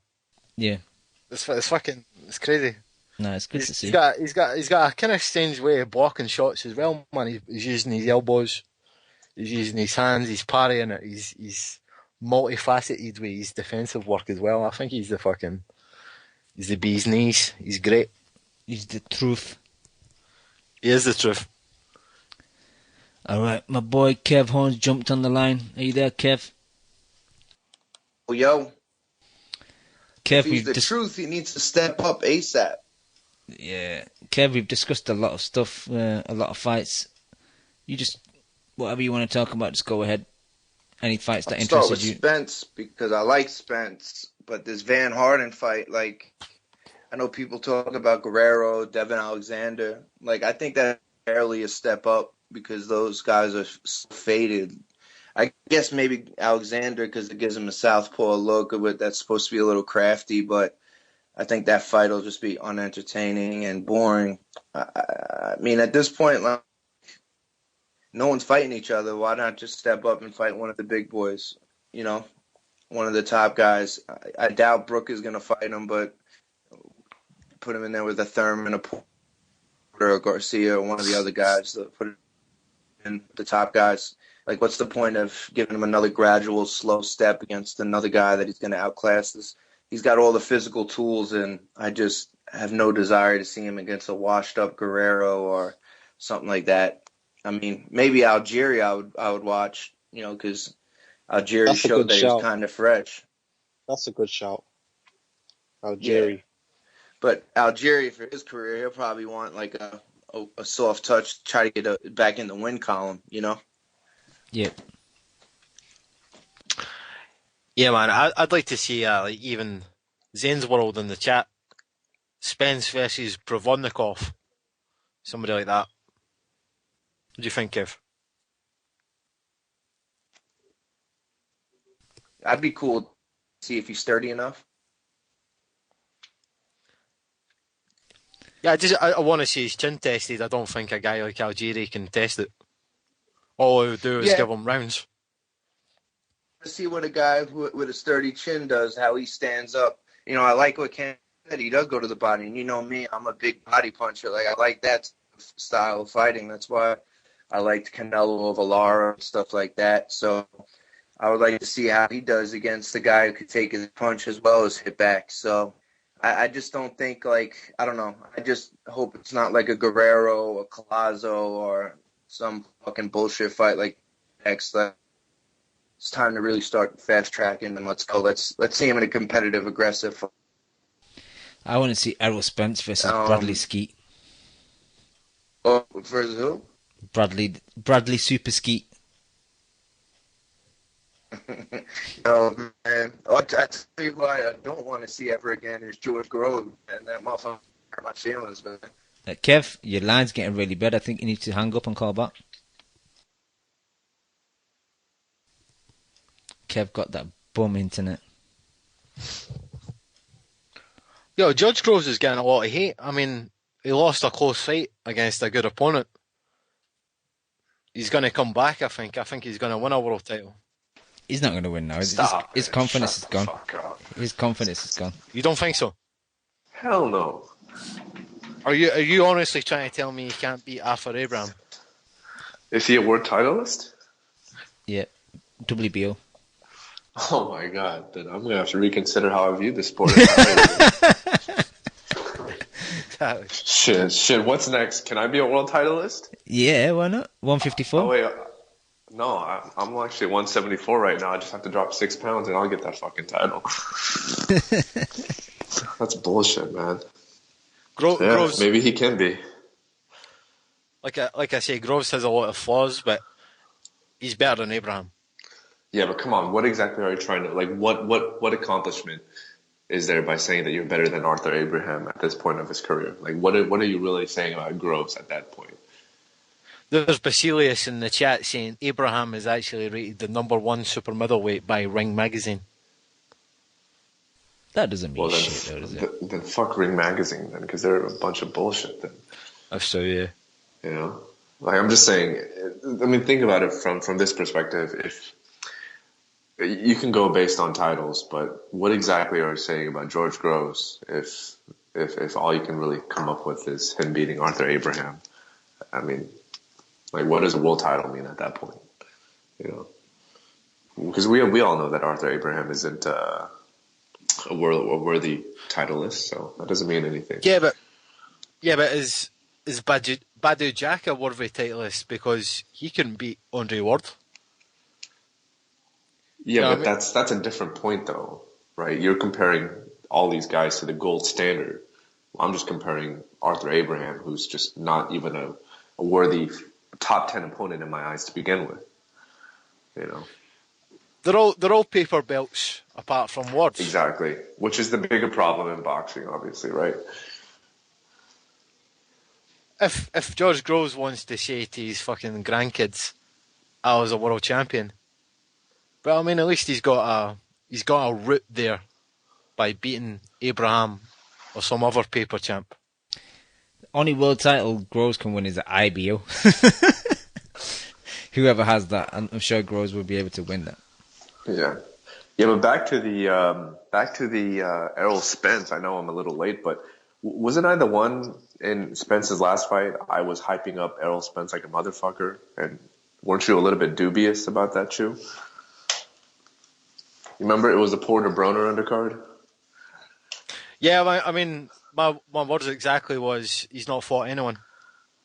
Yeah, but what makes you change your mind, even though he hasn't fought anyone still? To be honest, it's just the way the eye test. Yeah. It's just the way he's going through them. Like, I've always said that he's good, but until he gets his chin tested, you never know. Like, you just never know. I mean, even now, for all we know, he's got a glass chin. Yeah, but we can say the same thing about Keith Thurman, though, right? Nah, I mean, he's took shots from Diego Chavez. Yeah, but he didn't respond particularly well to them. Yeah, but he survived. He survived. Yeah, I know he survived, but he got on that Timothy Bradley bike. You know, the way that Bradley does. Don't you think Errol Spence can do that too? I mean, it's not that much of a leap to say this guy has an average chin at worst, right? When you look at Errol Spence, you get the feeling that he's got a good chin. Yeah. Just that feeling, but you don't know until he faces. He's never fought anybody that can punch. But I know this sounds a little crazy. I know this sounds a little crazy, but I honestly don't think Keith Thurman resume wise is that much farther apart than Errol Spence. No, just because I feel like his recent opposition has been such shit. I mean, where does that come from? Where does that stem from? I mean, Collazo was a joke. That fight was a joke. Diaz was a fucking joke. How was Collazo a joke? How was Collazo not a joke? After he got his ass beat by Amir Khan, that's a worthy fight. No, wait a minute. He beat Collazo better than Khan did. He stopped him. That's not my question. That wasn't my original statement. My original statement was that it was a shit fight to begin with. It was. So it was a shit fight because Khan beat his ass. You know. The biggest thing I hate about that fight is, beforehand, Thurman was talking about Khan saying, "Look, let me welcome him to the welterweight division. He hasn't fought any proper welterweights yet." And then he fights a guy that Khan fought at welterweight. It's like, well, how do you make sense of that? That's a really good segue, Cam, because obviously Keith Thurman was at this last fight, at this Berto Floyd fight, and he's been talking a lot of shit lately, and he really doesn't have anything to back it up with. He's talking about all this shit about wanting to fight all these fighters, and yet who's on his resume? Who's been on his resume in these past 3 fights? I mean, this guy talks all this shit about him being, a KO artist and the most feared guy at the division, and yet when was his last KO? And why isn't he looking that impressive in his fights? I know Bundu is a solid fighter, but if you're as good as you think you are, then you're supposed to knock a guy like Bundu out. Oh, come on, Dan. Dan, you're being a bit disingenuous here. Bundu, iron chin. Guerrero, iron chin. Collazo, No. never been stopped. Tough, durable guys who are fucking tough as nails. Putting them with Foreman. Alright, Foreman is one time. These guys don't get put out one time. So he has to fucking grind it. But why does he have to? Guerrero's not a natural welterweight. Collazo's not a natural welterweight. Fucking is Bundu a natural welterweight? Yeah. These are all guys that are smaller than him. Bundu was a lot smaller than Keith. And I don't give a shit about Guerrero's so-called, not so-called, he does have a really solid chin, but I don't give a shit. If you're hitting him with that many flush punches, you should knock the motherfucker out. Shit, Dan, you've just changed my whole opinion. About what? Just like how maybe overrated Thurman is. He's overrated as fuck. Because I'm just looking at his resume, and he's probably his best win. Let's break it down. Let's break down his resume. It's probably his best win was an undefeated Diego Chavez. Exactly. And at that point, nobody knew who the fuck Chavez was. That was his first time he ever fought in the States. Yeah. You changed my mind, Lim. You've changed my mind. I disagree with him. I listened to Steve Kim's show. When I hear Steve Kim talk about Keith Foreman, he said that Keith Foreman changed after the Soto Carras fight. Apparently, Soto Carras tagged Keith Foreman, and Keith Foreman's style went from a guy who sat down on his punches to kind of running. Point. To kind of like running and not putting his weight behind it because he's too interested in getting the fuck out the way for the shot that comes back. I disagree. I think Steve Kim's putting way too much into that Soto Carras fight. He got buzzed against Soto Carras. But if anything, that was like a learning experience.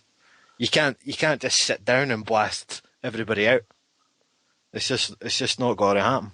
Yeah, but the way you say everyone, it's not. We're not looking at specific moments now. We're looking at a trend, right? And just use your eye test. I know that's a pretty hard, like an extract term, but you can't tell me that the guy who fought Collazo was the same fighter who fucking fought and steamrolled the division 2-3 years ago. You cannot tell me that the same fighter. And also you cannot tell me that Collazo presents enough of a challenge or a difficulty for him to change his style as much as he did. Because in that Collazo fight, he was fucking dancing circles around that ring when he shouldn't have. That fight was bullshit, man. But he can't win. You either blast the guy out and everybody loves him, but if he shows his boxing acumen, then people say he's running and shit. But what do you mean he can't win? You just said in the first scenario that everyone loves him. That's winning. Yeah, but you can't win that style every time. Yeah, but you can against Collazo. You can against that version of Collazo. Well, if it was that easy, why didn't he do it? Because he's regressed. That's what I'm trying to say. I feel like he's regressed. And I actually agree with you there. He has regressed, but that was still a fucking... Put it this way, he done better than Can. Yeah, but what are you trying to make? I mean, what does that comparison validate? Yeah, but Chew, to be fair, Khan still won every round and knocked exactly, him down like and he 3 times. dropped him 3 times, right? I'm just saying. Or you get my point, right? Is Thurman the same guy that we remembered when he was coming up with HBO? No, I don't like the style of his, the way he's more on his back foot. It makes no sense. If you're fighting Kell Brook and you want to fight in that style, or Sean Porter, like, go ahead. You know, that style is probably in your best interest. But when you're fighting Collazo, who doesn't return anything with the same, velocity or power that you do, like, there's no excuse for you to fight like that. No, the point I was trying to make is because he's fighting in... Alright, just to end this. Because he's fighting in that style, he's practiced in that style. He's going to need that style eventually when he comes against a guy who he can't get rid of. He's going to be on him, dogging him with power. A guy like Errol Spence. So he's perfected that boxing move style. He's going to need that. That's fair, but at the same time, when does that become so ingrained in your head that it becomes a habit and you forget how to punch with the same authority that you used to? It's a very fine line that you're drawing right there. I'll come right? back. Well, that's the thing. He's not been fighting these fucking bums that the other PBC guys have been fighting. Come on, they're not good fighters. Put a couple bums in there with him. Food, which he already has. Some food. Come on, man. If you give him food, if you give Thurman food, he's supposed to knock those motherfuckers out. He's not supposed to fucking box on his back foot for the entire fight. No, but these guys he's been fighting aren't bums. That's the point I'm making. They're average. They're very average. I disagree. Robert Guerrero is fucking average. You made him look. I think he's a bum. I don't think he's average. I don't like Guerrero. I don't rate Guerrero. I sure as hell don't rate Collazo, especially the one that fought Khan. That version of Collazo that fought Khan, oh, come on. That guy was a fucking bomb. He was damn near 40 years old, man.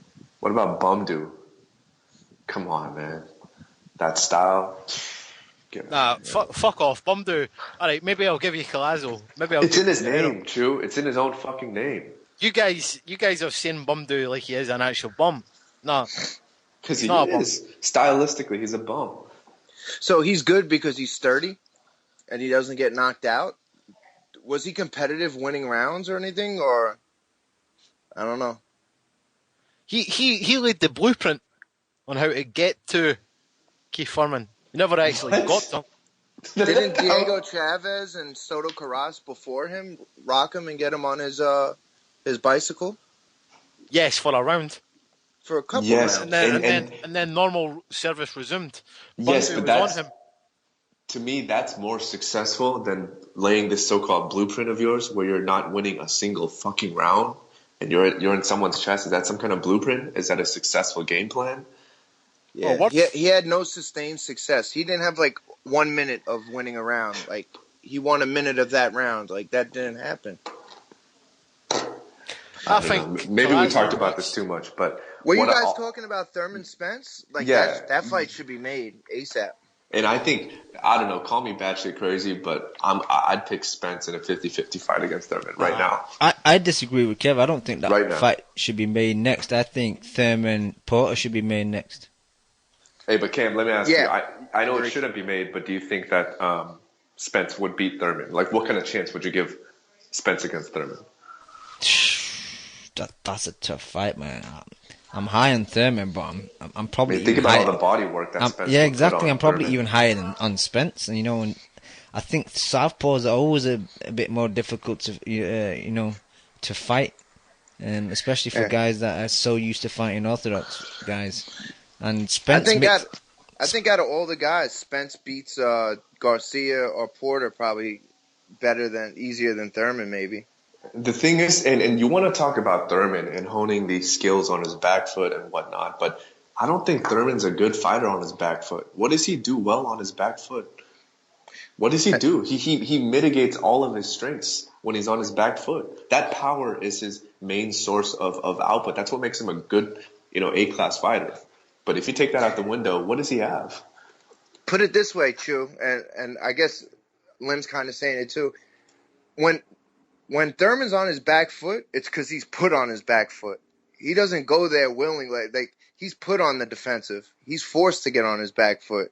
It's not like he's doing it to hone his skills. Like he's being forced to because what he did the previous 20 fights of his career, he's unable to do. So he ends up on his back foot and he's throwing out a couple jabs and it becomes boring. And he'll throw like one hard right hand where he winds up with it and then he pivots out and gets right back on his bike again. And he's not doing any sustained damage. And I don't care. Thurman does not do any combination punching. And I don't know. I always thought Porter would beat him. And then after the Brook fight, everybody kind of went the other way. I still think Porter's a bad matchup for Keith Thurman. Okay, just to emphasise this again, the only reason I'm saying he's on the back foot is because the guys he were fighting had fucking concrete in their chin. He couldn't hurt them. So if he couldn't hurt the guy, he had to... He couldn't hurt him. He couldn't step to them. They stepped to him. He's going backwards. Yeah. I don't know. I just don't think he's... and I guess you could say, well, Porter, I think, fought Brook, who's the best out of competition out of all of them. But, I mean, it's time for these guys to fight each other. The Al Heyman protection program's got to be done now. Yeah. All right, let's move on because we've gone through a little Thurman black hole here. Kev, before you had your line started to go, you wanted to talk about Groves? Yeah, man, my hairline brethren let me down, man. I didn't get to watch all the fights. I think this was like significant. Like this whole week and / weekend was like PBC. It was like a microcosm. Like they give you a ton of fights, but almost none of them have any meaning. Most of them are mismatches, and none of them are really entertaining. But there's a shit ton of fights. You know, there's a lot of them. But the Groves fight, I mean, he looked good early. Same thing. Like he has no conditioning. It seems like he has no game plan. And it's like he lost more by what he didn't do more than what Badu Jack did. Like, I think it was just all around shit fight. And it kind of shows now how weak, like, George Groves I was looking in the Ring magazine. He was the number 5 rated super middleweight. Like, 168's gradually falling into as bad a division as the middleweight division at this point. The way Anthony Durrell has looked bad, Andre Durrell hasn't done much, and Groves really let me down. I mean, if he's not a one-hitter quitter with that right hand, if he can't sting you, there's not much he could do. He's kind of like Thurman in that sense. Once he gets on the back foot, he runs out of energy, and he just doesn't do much. Yeah. How'd you guys see the fight? Yeah, we kind of give our thoughts earlier, Kev. We don't really want to repeat him, but no one thought it was any good, did they? I enjoyed the fight. I thought it was quite technical. I kind of hyped it up beforehand, so maybe that played into my mind. But it was good to see, you know, a UK guy on such a big. Well, I know this Berto pay-per-view wasn't one of the biggest, but it's still big for a UK guy to go to the States and be on a Floyd Mayweather undercard for a world title fight. Yeah, still a big card, and good for Badu Jack, man. He came off the canvas from last year, basically being a laughingstock, and he's having a good year for himself this year. I mean, say what you want. I mean, of course, there's a lot of talk going around because of the people he trains with or whatever, but he still pulled himself off the canvas and had himself a good year. Yep, definitely. Any other fights that you saw over the weekend that caught your imagination? Nah. I mean, I watched that Groves fight. Joshua I caught a little bit of. What else did I watch? Oh, I have it downloaded. I haven't watched it yet, which was the Salido Martinez fight. That's the one everyone's saying was the fight of the week, right? One of the fights of the year. Yeah, a lot of people saying that, yeah. All right, so there. I didn't want to watch it because I didn't have time. I want to make sure I have time to really watch it. And then I just saw the final punch stats and the post-fight pictures of Berto, Floyd, and, you know, looked like the typical fight. 34 punches thrown around, not a bruise or dot on Berto's face, and I'm sure Berto didn't win a minute of a round.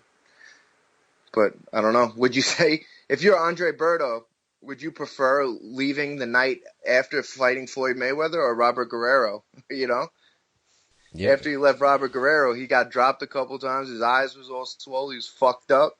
After leaving Floyd, he cashed a big check and didn't look like he got hurt or touched up at all. Exactly, that's a great point. And that's like the reason why I stopped watching MMA. I was watching UFC a lot back in the day, and I lost money on a fight between Rampage and Evans, and I was like, I just lost money on a fight where the guy who lost didn't get punched really once, like didn't get hurt. It's just the other guy controlled him up against the fence and took him down 2 or 3 times, and I was like, man, if I'm in a street fight and a guy takes me down on the lawn 3 times and I get up, I don't walk away like, damn, I just got my ass whooped. Like, you know what I mean? And that's kind of like a Floyd fight. Like, he just controls the position of the fight. He completely stops everything you do. And I don't know, just happy to be moving on. And hopefully with him gone, Heyman turns up the pressure and we get all these welterweight fights and see who the next guy is. And hopefully the next guy is somebody who's exciting and somebody who throws more than 35 punches around. Fingers crossed, Kev. Fingers crossed. All right, let's have a little break. Let me just give a shout to all the people in the chat. Got Casual Fan, Boxing Analyst 1, Any Coke, Francis, Super Merc, Tico, BD Hay, Mr. Dermo, Marky Mark TMT, Bill Bones 101, Thundergatti, Nunez 83, my boy Court Music, Danny Yankee, my boy Kevlar, Pinhead 360, PM versus Zane's World, Boxing MD, Barceleos, Nesmatic, Adam Lane, Jesui, The A-Side, Loco Mexican, Shams 1000, my boy Dave the Sinister, Awasu, Mongo Sled, Lucan, Adolf for Real, and 18 guests. Right, let's talk about the Predictions League for a quick minute. Top 10 shout. We got Mo in 10, still in first position. Some bum called Arigo Boss in second. Some legend called Cam in third. Fourth, we got El Terrible. Fifth, we got Inverness Mark. Joint 6, Barceleos and Minor Bongo. Seventh, we got the Champ Choppy Hover. Eighth, we got Zizu. Joint 9th, we got Ao Basusi and Only Tommy Muggs. And joint 10th, we got Boxcar and my boy TBE Chef. That's the Prediction League this week. A lot of fights. I got lucky this week, man. Picked some decent 60-point actual rounds. That's why I'm up in third. Won't last long though. I'll go back to my outside the top 10 position quite soon, I think. Yep. Chew, Kev, you guys are talking in the Skype chat. Do you want to talk about this Floyd PED issue? It's up to you guys. I don't mind if you want to, but don't make it like a half an hour conversation, though. Chew brought it up. What up, Chew? I know we touched on it earlier. I just wanted to catch Kev's thoughts because he probably knows more about the PEDs than me. I just wanted to ask Kev, did you read the article? Yeah. I mean, it just goes that, and we've been saying it on the show forever, like, USADA has zero credibility in boxing. I mean, it's been time and time again, whether they're destroying the samples after Quillen versus Winky Wright, and they just destroy the samples after collecting them, or they say they're going to do testing, and then a week later they say, no, we didn't have enough time to educate. So it's like, all right, so you're incompetent by starting testing, knowing that you shouldn't have. The Morales fight was unbelievable what happened there. And then even like when Paulie fought Broner, I remember he was bitching and complaining that he wanted, of course he won't admit it now, or he wanted VADA at the time, but now of course he's anti-VADA, but he was like, yo, I haven't even been tested yet. And as soon as like those reports came out on Boxing Scene, he was like, next thing you know, that next week I started getting tested by USADA. They weren't around for like weeks before, and they're just a joke. There's zero credibility with USADA in boxing. And I don't know, to get a TUI 19 days after something happened, and then, I don't know. they supposedly they're there. Like everybody's defense is, well, they were there to witness it or they knew about it. So like if you know that they're doing an IV and you're only supposed to get 50 milliliters per 6 hours, and you're getting 2 IVs, and one of them is 500 milliliters and the other is 250 milliliters. So basically you're getting 10 times and 5 times the legal amount within the same time span.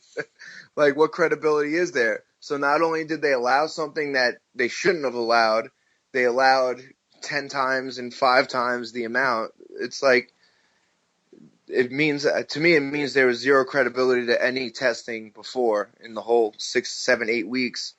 And then when Aram started talking about the contracts of the fight and how they have all these, like, all the bullshit clauses, you know, if you test for this or you test for that, and it's just bullshit. And to me, it gives more, like, credence to the Floyd failing 3 tests in the past. Like, who knows? I just think USADA's useless when it comes to boxing. As far as I know, if you're doing USADA testing, you might as well be dirty. And it kind of affirms everything I thought. Like, I just feel that, you know, like I pointed out after the fight, Manny Pacquiao had back acne all over during the fight, and Floyd was probably dirty too. He never steps on the scale, even though Floyd fans swear he was 148 fight night. Meanwhile, he's getting rehydration tuies, and Manny Pacquiao was 152. There's no way Floyd was 4 pounds lighter than Manny Pacquiao on fight night. So it's just all bullshit. And like I said, it affirms what I think. If you can afford the good shit and you're at the top level of the sport, there's probably a 70% chance that you're on something. I would be. If you can get away with it, fuck it. And you think if you can get away with it and you think everybody else is doing it, you know, why wouldn't you do it? And let's be real. Vada would do testing for like 16,000. Floyd's paying USADA 150 grand to do worse testing. So I mean, yeah, the thing that gets me is it's not because I hate Floyd. I mean, it helps, but it's not because I hate Floyd. It's because he's a hypocrite. Exactly. He's been the one talking about Manny Pacquiao all these fucking years. But you're the guy that got caught. You've got caught. They've actually caught you with putting shit into your body. And there's fucking documents that more or less prove it. I mean, that's 2 things. Yeah, they showed that one, I guess that one lab report that showed his TE ratios were real low, which is generally either, depending on your cycling, shows that you either been using or you just got done with the cycle and you're clearing that shit out of your system. So, you know, it's hard to believe a high-level athlete, you know, is operating at like under 1 with their TE ratios at, you know, 0.6 in their TE ratios. That's pretty hard to believe. And if they are, it's generally because they have past use. So like I said, I think he's dirty. I always thought Manny was probably dirty, and that's pretty much it. And I just think USADA has zero credibility. And at the end of the day, it comes on boxing. They're going to have to, like, the way they're sanctioning fees and all this money's being spent, like, PBC went on this whole soapbox that they're going to do a clean up the sport. And if they really wanted to, they could just go to Margaret Goodman, get a whole plan. They're spending so much money, and just make everybody under the PBC banner 24/7 VADA testing the way Donaire did. Otherwise, everybody's dirty. And, like, they say they're doing testing every fight, but it turns out it's only every now and then, or some fighters, and some fighters aren't. You got Badu Jack training with Memo Heredia. Like, come on, man. Like, I don't know, whatever.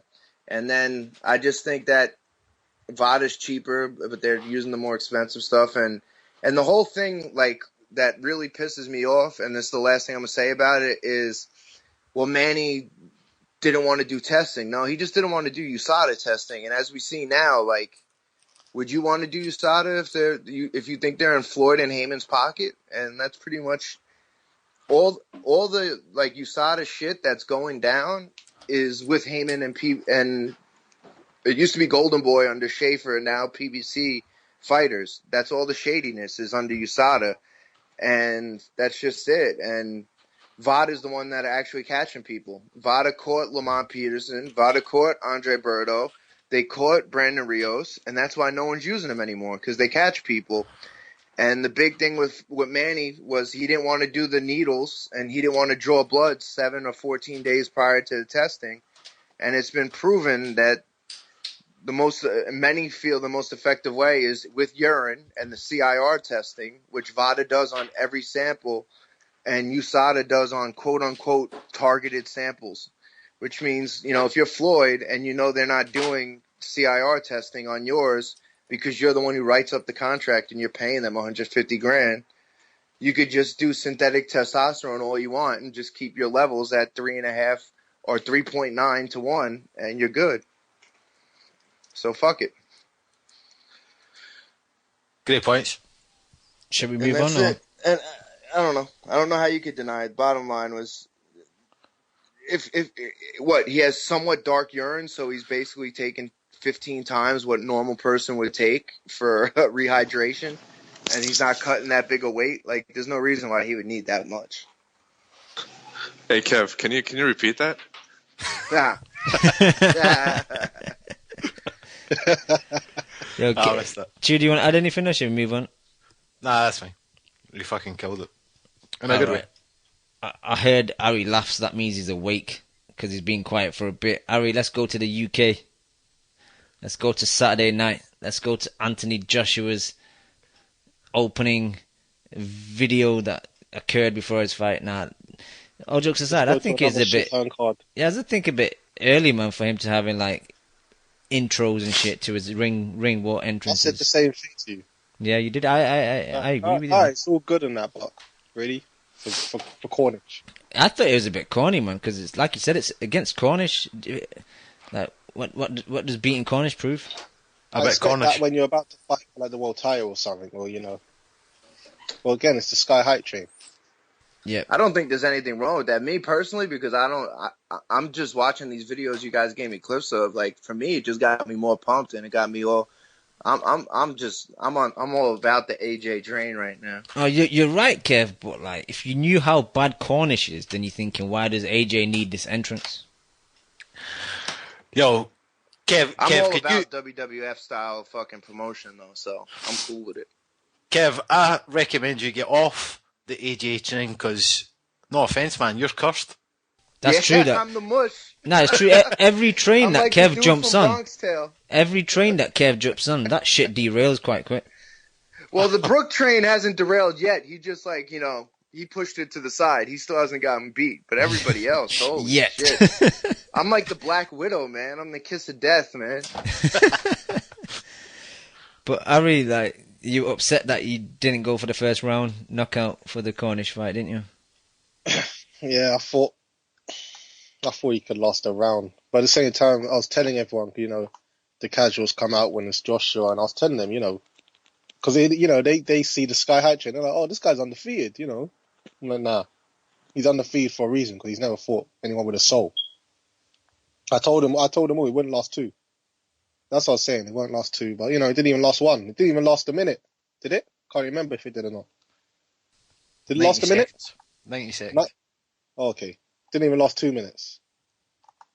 Because I remember I've heard how Cornish has been dropped by guys with like 2 wins and 30 losses and stuff like that. So, it was just his manager kept him wrapped up for as long as possible before he could get a payday like this. He got a little payday.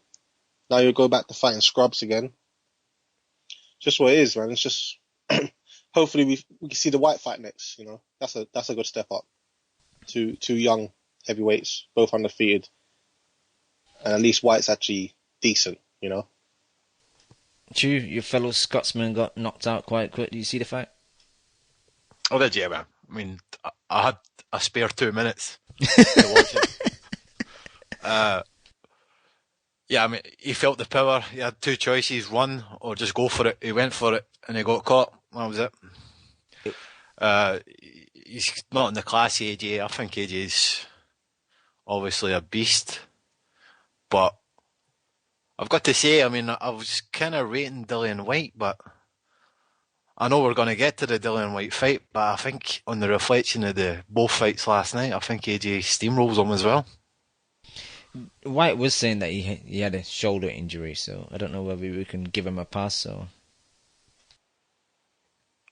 I don't know, just even the way that AJ carries himself. I know Ari's not or was it Leon we were talking on, and he's not a fan of the way AJ carries himself, his post-match interviews and shit. He's too humble or he's being fake, but... Bit scripted. I disagree. I mean, there's an undertone when he talks.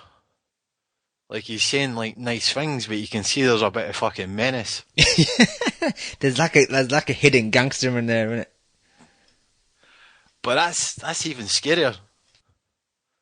Like, I mean, he doesn't like Dillian White. What's he gonna be like with fucking a guy he doesn't like? That's why I actually picked the first round knockout, because I thought with White being on his undercard, he's gonna not want White to get any shine, so he's gonna want to try and outdo him and get the early stoppage. Dillian White's quite an intimidating guy as well. I've seen the IFL interviews and shit, and he's got a fucking Coogan shook. But when he was sitting ringside, I mean, it's tough to judge, but you could see a wee bit of trepidation on his face. I mean, who wouldn't? I don't know, man. Like, Johnny Nelson has gone pretty bad. He was trying to stir that shit badly, man. It's going to be a good one for however long it lasts. Did you see how Sky already playing games? Because he changed his nickname.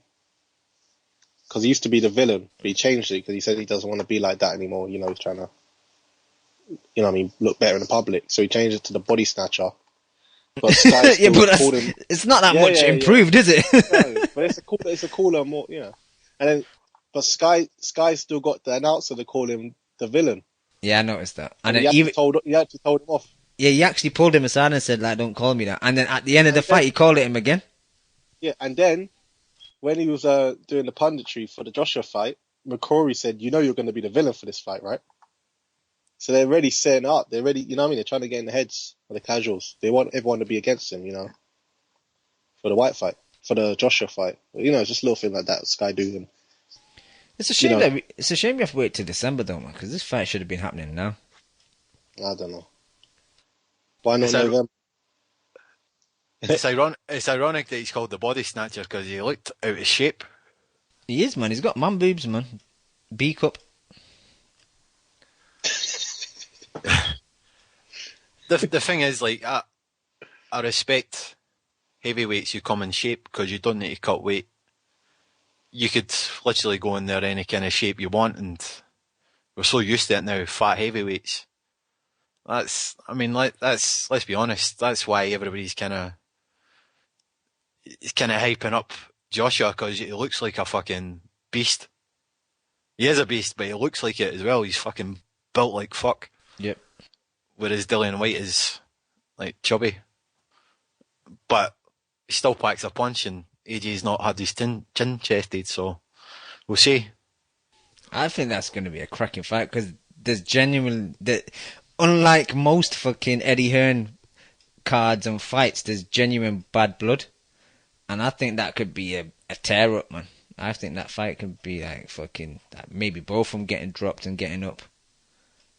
I'm really looking forward to that, considering going if I can get hands on tickets. But yeah. Anything else, or should we move on to the undercard fight? Alright, I just want to mention the Hibbert-Ryan fight, the third fight. Pretty disappointing. Hibbert was very poor. Didn't seem to want to engage, didn't have the same tactics he had in the second fight. I'll be honest, I've not seen their first fight. And got lucky towards the end of the fight that Dave Ryan picked up an injury and he jumped on him. Obviously, Ian John Lewis, the ref, indecisive as fuck, jumps in, looks at him, waves his hands a bit, puts his hands on his face. He was right to stop the fight, to be fair, because Dave Ryan looked in agony. So that's fair. But the way Hibbert celebrated, I thought was in bad taste, because he didn't win a round up to that point. And the way he celebrated is like he just fucking won the Champions League. So, and in the post-fight interview, I don't know if he was just saying it as a joke or just to wind Ryan up, but he was saying he wouldn't give him the rematch, which again I thought was bad taste because, you know, he was winning the fight. He beat you in the second fight. He beat you in the first fight. He beat you twice. He gave you another shot. Exactly. And I don't think Hibbert's joking. I actually don't think he'll give him a shot because he knows he can't beat him. Yep. I feel for Ryan because he won. He was winning that fight, and then I don't know. It was like his back went. You know, he was done. I think we all got -8 on that. So, but yeah, I just don't like how Hibbert was acting. It was kind of like, it was similar to like Flanagan, how he was reacting after beating. Yeah, but at least Flanagan, there was a world title. But, you know, Hibbert, you're getting beat up. And again, Flanagan was early. He was very early in the fight. But Hibbert, you got beat up every round. And then the guy, obviously, is basically pulled out because of injury, not because of what you've done to him. And you're acting like you've done this big thing. It was a bit, classless, but, you know, hopefully Ryan can get back. And I do hope Hearn forces Hibbert to give him the rematch or sign, you know. I'm sure the money, Hibbert won't turn it down because what other fights is there for Hibbert, really? Yeah, there's nothing there for him, is there? No. Chew, I doubt you saw this, did you? No, I didn't. No problem. I've got to say, in the past, I've kind of defended Eddie Hearn, but that was like a PBC kind of card again. We've been getting all year. Everyone heard my rant last week. I'm not going to go and do it again. Yo, I've got to say, Harry, man, that was a legendary rant, you know. It was. But you kind of... I don't like to shit on a thing just in case. You know what I mean? I mean, it could have turned out to be a good card. You know, sometimes Hearn strikes it lucky. But, you know, that was a fucking shit card. I mean, you're paying... Everyone was paying just to see Anthony Joshua, and it was like 90 seconds. Yeah, that's what it was, and people were looking forward to the third match between Ryan and Hibbert. It's just that it was a shame the way it turned out. But apart from that, the card was pretty weak, and some of those fights, he was that young kid that was like his 4th or 5th fight, Edwards. Charlie Edwards.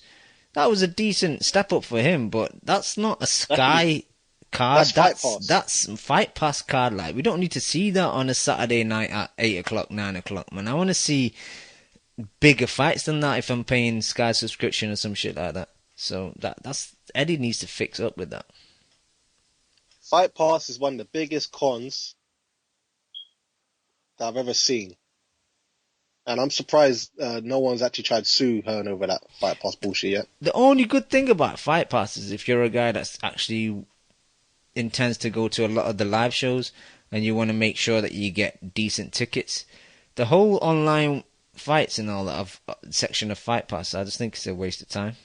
It's a con. And I knew as soon as he announced it was a con, I would never pay for something like that. But that's just me. Yeah, you don't pay for much anyway, to be honest.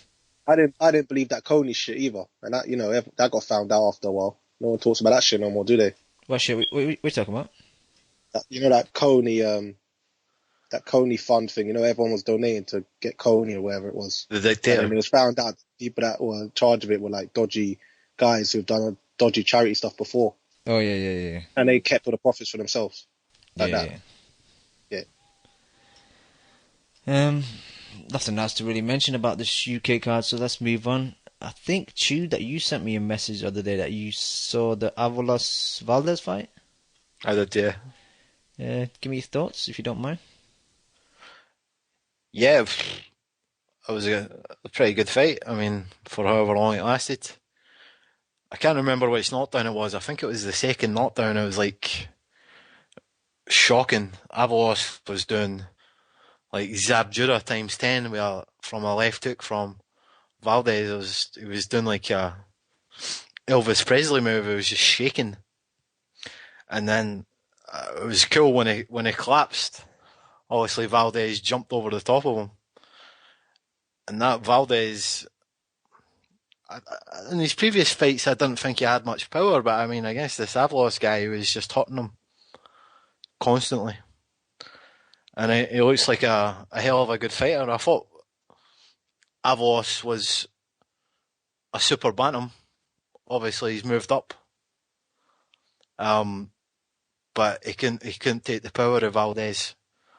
Valdez was just too big, too good, kind of stepping out of range into range, whereas Avalos was just following him around the ring like Dan Lund says earlier about Berto, just like a puppy dog.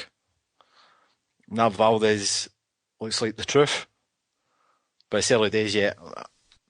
Well, apparently he's been handing Lee Selby his arse and sparring. Oh, stop it, Chew. You do this every week. I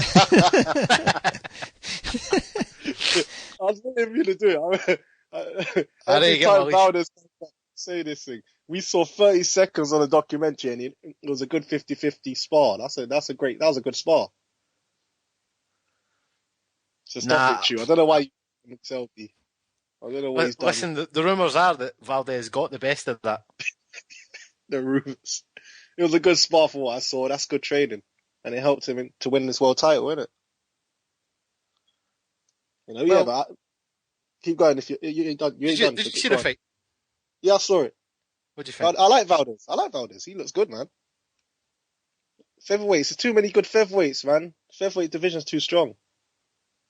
I don't know where he's going to get the shot. He's with Top Rank, so I'm hoping that we might see a Lomachenko fight soon. Because on that side, who else is there really? Plus, I think they fought in the amateurs as well, so they got a bit of history. Yeah.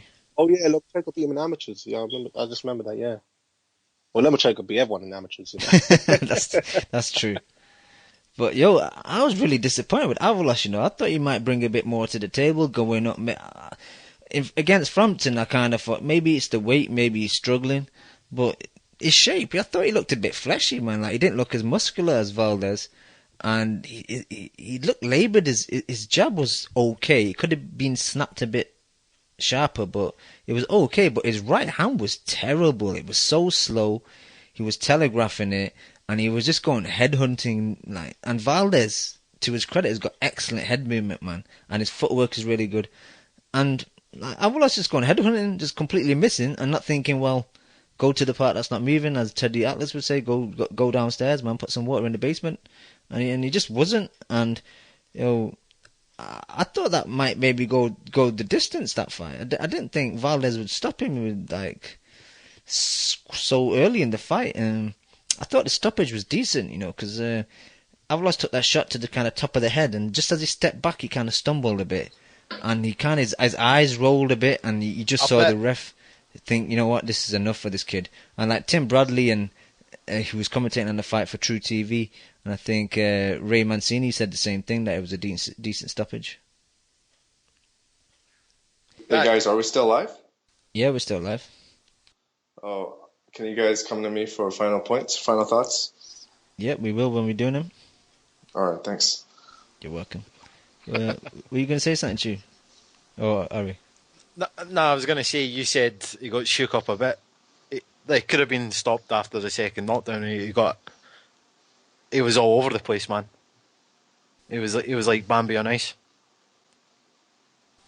I thought maybe his pops could have threw the towel in as well, because I think his dad's his trainer, and I felt for his pops, man. Yeah, that must be difficult, man. Him, and you could hear that he was hurting. Yeah, because she was trying to talk to him, or he was trying to talk to him, and he's like, you could tell he was upset.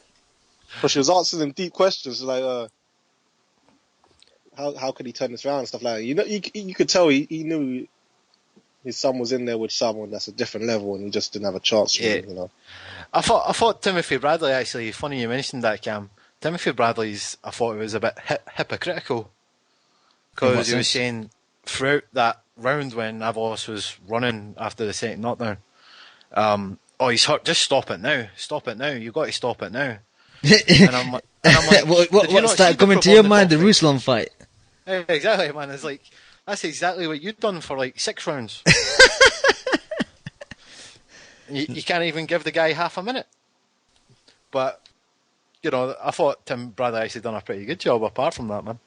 No, man, I'm liking this True TV combination of Ray Mancini and Bradley. I think Bradley's better than Ray, but I think they work well together, And True TV doing a good job with their with their coverage on the Friday nights, and my source puts the fights up on YouTube, and the full show's on there in 720p.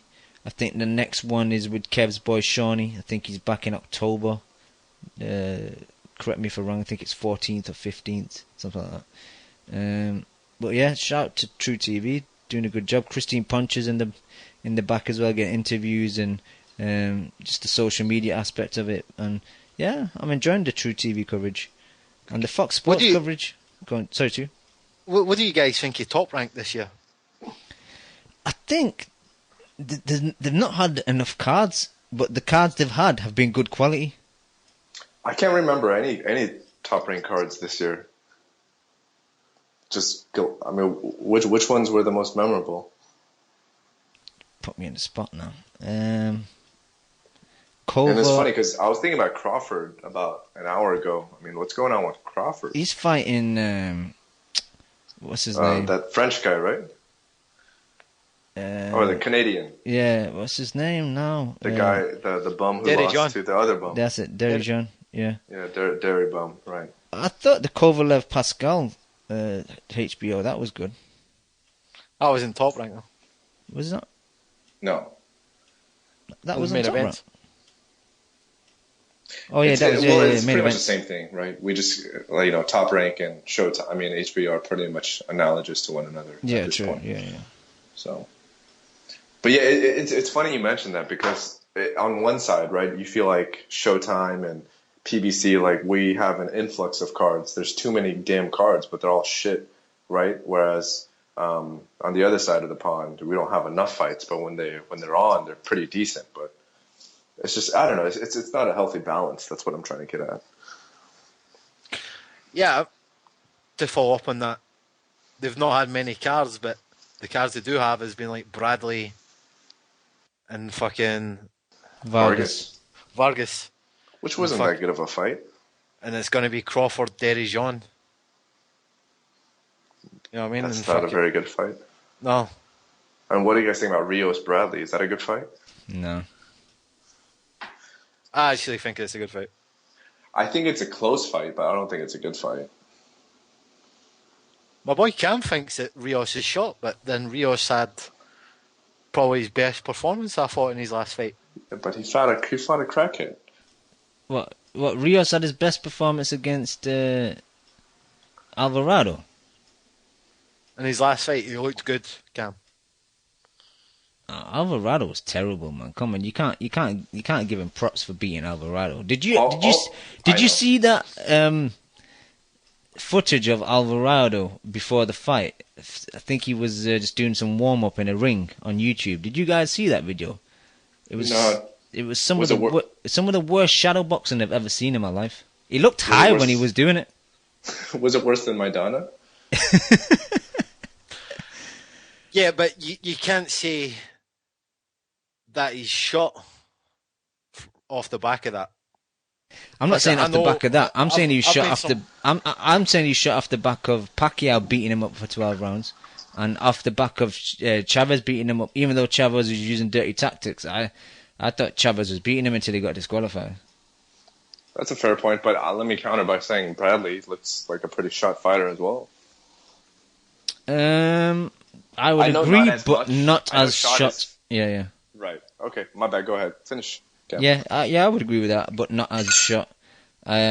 Something's really up with Tim. I don't know if it's just too many big shots, but on True TV he was excellent and he didn't have any issues mentally. But with this whole thing about switching trainers, and then I kind of heard that maybe that Teddy Atlas thing's legit. Like, just that move just makes me think that he's mentally got issues.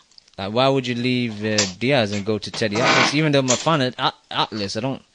He's not his type of. Atlas is a guy that's good with heavyweights. He's not a guy that's good with welterweights. Yeah, but that makes sense then, because he'll be good with Tim on the off seasons. I don't. Teddy's been out of the game training wise for so long. I don't know. No, but what I'm saying is, you're saying Tim is good when he's a heavyweight, but that's perfect because during training camp he'll be fine. When he's a fatty.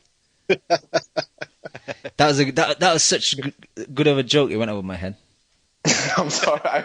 I'm the dumbass who tried to explain it twice, so that's equally as my bad as it is yours. But Ari, what's your thoughts, man? Is Rios shot or not? I don't know. I don't think he's fully shot. But I've heard stuff where apparently I think his left arm is in bad shape or something like that. I can't remember. Maybe one of you told me that. No, but Cam, I agree with you. I think it might have been Lim who told me that. I agree with you, Cam. Yeah, he's had shoulder problems. Yeah.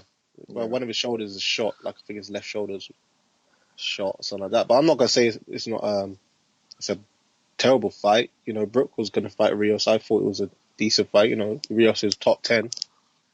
Even though I would prefer Saddam Ali in there, and Saddam Ali was saying he wasn't gonna take no step aside money, but I guess the step aside money was too much to not take.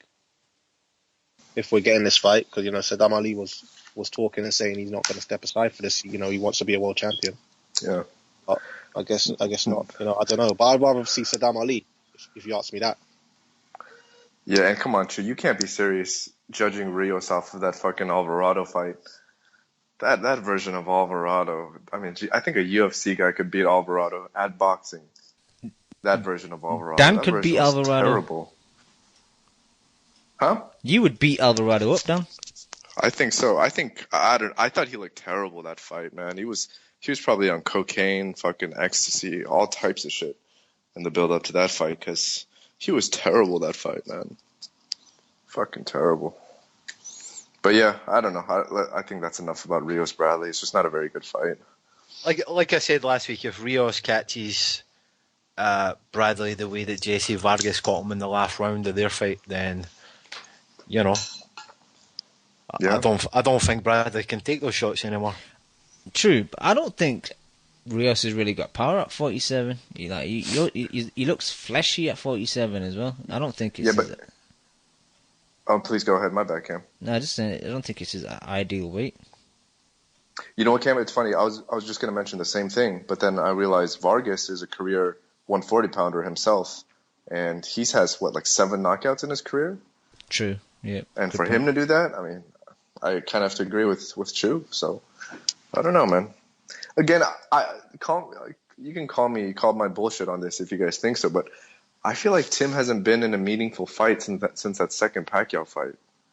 You know, I feel like his career just it doesn't mean anything for him anymore. You know, like no matter what he does, it's not going to change his legacy. You know, one way or the other. I mean, maybe if he gets knocked out, you know, it'll ruin his legacy. But I feel like there's nothing he can do to really improve his legacy.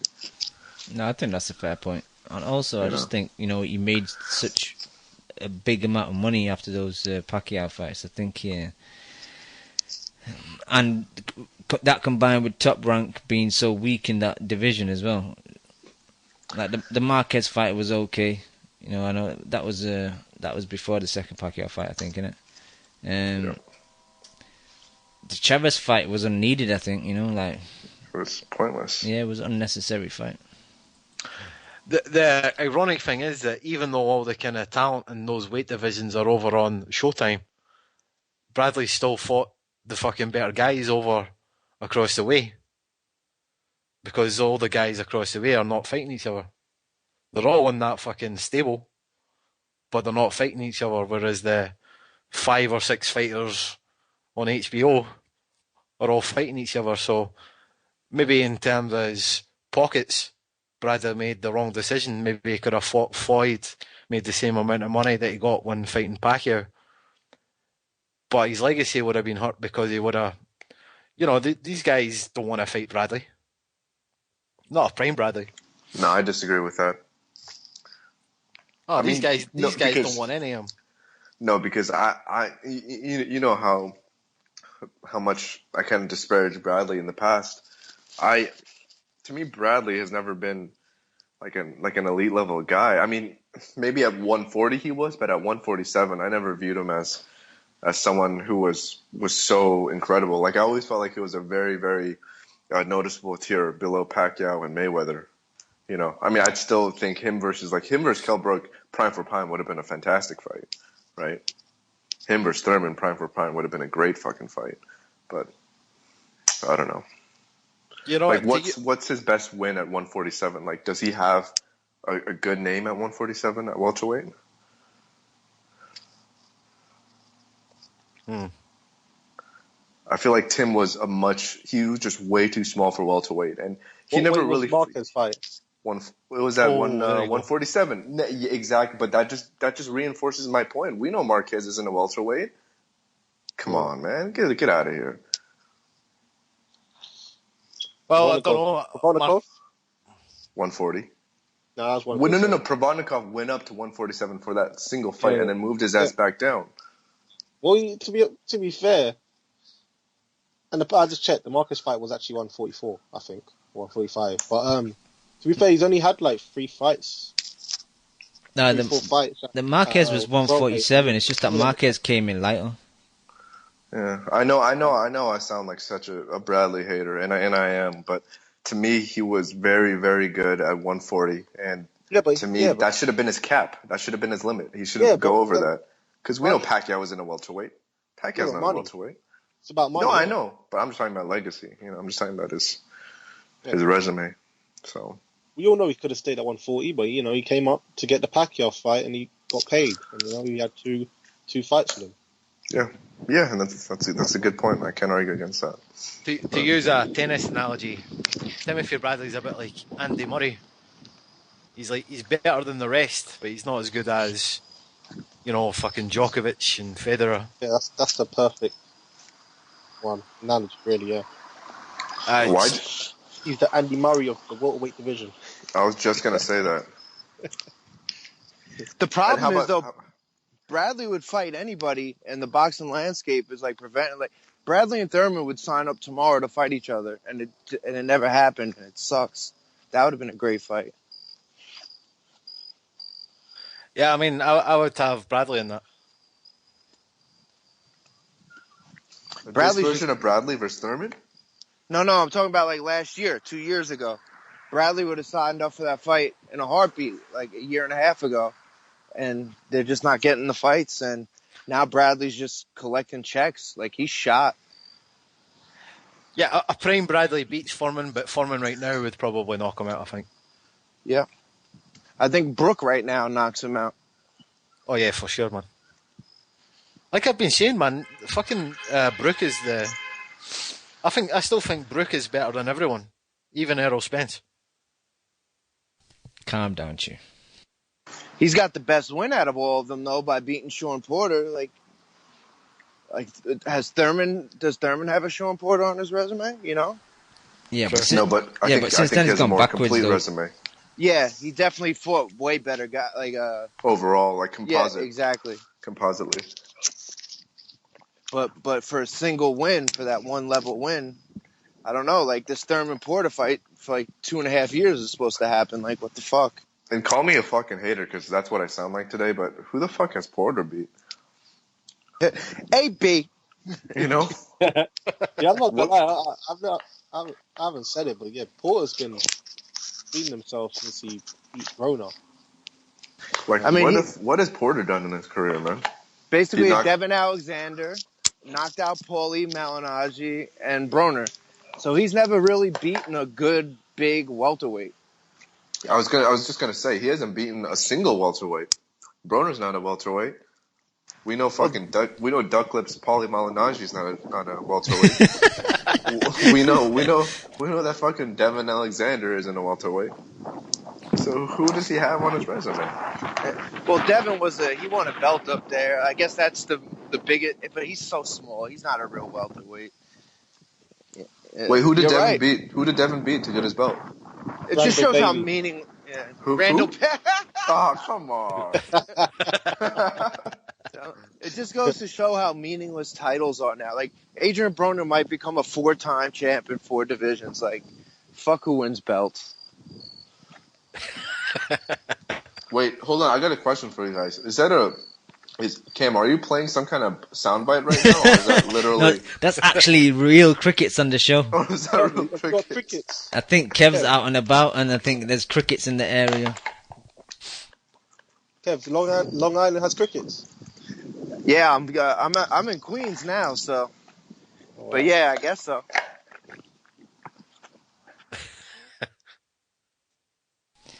All I'm right, sorry, guys. I'm having some really good cereal right now. This dog won't take a damn shit, so I can't get inside. What? Have you got a dog? Yeah, my girl does for now. Unfortunately, I do, which means I end up walking this fucking thing all the time. Oh, come on, man. Dogs are the best.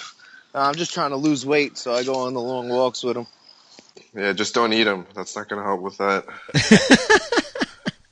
Pacquiao style? No, that's his grandfather, bro. All right, guys. No, but going back to the discussion, yeah, I don't know. It's funny. It feels like today we're just picking, fighters' resume apart left and right. That should be the title of our show today. Just shitting on fighters. Well, since we're doing that, Danny Garcia versus versus Porter. Who do you got in that fight? Porter. Porter, right? Porter. No, I think that's 50-50, man. I think that goes. Because Porter smothers his fucking work so egregiously. Yeah. Right? Like, what does Danny really have to worry about? I mean, that's actually almost a perfect style matchup for Danny, right? I don't know. I think it's more perfect for Porter. I don't think he has anything to worry about with Danny. Oh, I think you don't think so? I think Don't guys have to worry about enough hooks. Danny's got power, man. A retarded left hook, but that's it. Exactly, and a retarded straight right hand as well. Nah, I disagree with that. You don't think Danny has a powerful retarded right hand? He's got an okay right hand. Come on, dude. He's got a beastly right hand. That's that's how he got Matisse's attention in that fight, man. I don't really rate Matisse's chin that high. Like, I don't know. Like, Exactly. I understand that, but I'm just talking about the fucking eye test, dude. Danny's got power up the fucking ass. I personally think the guys that are more of a matchup nightmare for Porter are the guys that can keep him at distance and throw long right hands as opposed to, like, because he does smother his work. So if you can get him when he's outside, I don't know. I think him and Danny would be a more fun fight to watch than the Thurman fight. But and that's fair, Kev. But when is Porter, like, to me, Porter's resume is not only not very good, but it's also very one-sided. Like, when has he ever fought a power puncher? Like, I don't know what Porter's fucking chin is like. He fought Brook, and he took Brook's punches. Yeah, and I think Danny has comparable power. I mean, call me crazy, but I feel like Porter's lunging in style is going to give Danny's opportunities just to counter that shit. Yeah. You know? I think Brook's just so physically big. I think maybe I'm overrating his power compared to Danny's. See, the thing is with Danny, he's good, but he's a bit slower than Porter. Like, in terms of foot speed, punch speed. Yeah, but that's not really, his foot speed's not going to matter, right? Because Porter's just going to come to him. And, I mean, you can talk about his hand speed, but, I mean, that's kind of negated just because Porter has such terrible accuracy and technique. Yeah, but, I mean, Porter's going to be right in his chest, and while I do think Danny's got the kind of cleaner, shorter, crisper punches, Porter's just going to dog it out of him. I think they both have bad technique, and it goes to the father trainers where I don't think either one of them has developed really. They've been making the same mistakes and had the same limitations basically for years. Has either one of them added anything to their, arsenal? Nah, you're right, and they're both trained by their dads. And that's probably got nothing to do with it. I just thought I'd mention that. I think it has everything to do with it. I think it's guys that don't want to take a back seat and, get help outside. That fight should be a double header. We should have Porter versus Garcia and Angel versus Ken on the undercard. I think Ken fucking sprays fucking Angel, lays him laid out, long dick style, LD style. Right. Any news or anything you guys seen over the week that you want to discuss, or should we get some final thoughts and get out of here? Did you guys talk about my boy Marcus Brown? Against Gabe Campillo. Campillo, first round knockout, no? Yeah, we talked about it earlier, Kev. Yeah, what's your thoughts on it? I don't know, man. I think he's a good talent. I just think I'm just biased because he's a real nice guy. He's always treated me good, and I'm rooting for him. I just think he has a little something missing mentally, and I just hope that he does develop and takes that next step. And Wait, he's mentally challenged? nah, man. I just, there's been history of him like in the amateurs basically forcing himself to get DQ'd when the going got tough a couple times. Oh, that's not a good sign. That was a long time ago, though, right? Yeah, but the guy's a sick athlete, and he's got really fast hands. I don't know. I've seen him in the gym all the time. I've seen him spar probably a dozen times, and I just hope he gets a shot in the Heyman stable. I could see him fighting a Fanfara or something like that, and hopefully he capitalizes.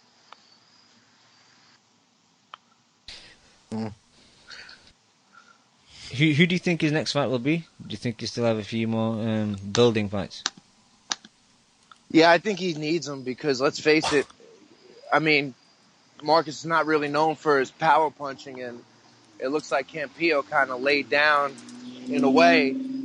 So he still needs to go a couple hard rounds because he didn't look like a world beater against Pryor Jr. or against Williams. So I don't know. I think he does need a step-up fight before going against, like, I can't believe I'm saying it, like, before he's ready for a Fanfara. But, as much as I used to shit on him in the past, but I hope he gets a good fight. I hope Heyman keeps him busy and keeps moving him up instead of, keeping him kind of stagnant. Because that division has, there's a lot out there for him. Hopefully he can get a good fight. Yep. Anything else, guys, you want to discuss before we go? What about Khan Providenko? We could discuss it, but I'd rather something be concrete before we get into it, or you can... You'd rather dust it, innit? Hasn't that already got shot down? As far as I know, it's still in negotiations, but it's just rumours, just stuff I've seen on Twitter and on boxing scene. That fight's an interesting fight, though, because obviously you can see like Khan getting sparked out, or you can see him just outboxing Provodnikov. It's quite interesting. Stop it, Cam. Man, I just read the most inappropriate tweet from Devin Alexander on boxing scene. Is it like... I'll post it up on the Mixer. Was he showing a speedboat again, or what? No, he was talking about gay marriage and anal sex. So I'll just leave it at that. Ari, what did you say? Stop it.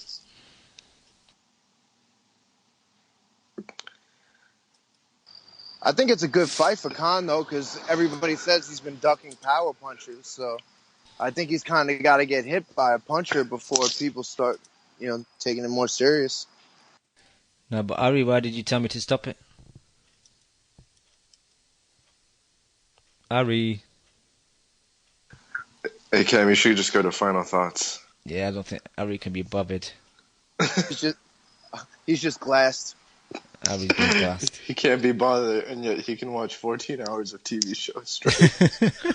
Let's be honest about this, guys. See, in the chat room, everybody's like, "Oh, we're hating. We're saying that this guy's hiding glass. This fighter's shit. This fighter's ducking. Blah blah blah." Listen, I stand by everything I say about PBC fighters. If that's who you're talking about, people in the chat, these guys are ducking. And it has been quite a negative show. I don't know why. I blame Floyd. It's raining outside. I blame I swear Floyd. to God, it's almost like you had I hate to hate, but it's been a shit year in boxing. And it's weighing on you. It's weighing on me. It's been such a shitty year, man. Like I want to pretend it's alright, but it's not. It's terrible. The problem is there's been so many events, and like anytime 4 or 5 years ago, we would all have been hyped that there's this much boxing, but there's nothing to get excited about with each matchup, and like there's nothing to look forward to. Like sometimes you would get like a shit doubleheader, but you knew it was leading to the fight you wanted next, and now we don't get any of that. It's just oversaturation, man. It's especially this weekend. It just explains it in a nutshell, right? We have 4 cards, and they're all shit, and not one meaningful fight. There's more. Sorry, go Kev. Buff Bagwell versus Peter Quillen. You got fucking Carpentier versus Stevenson. Like really? Those are the two main events? You know? And it's a fucking trend. I mean, those two guys, Stevenson, that guy is the second best fighter in that weight division, and he hasn't had a meaningful fight in 2 years.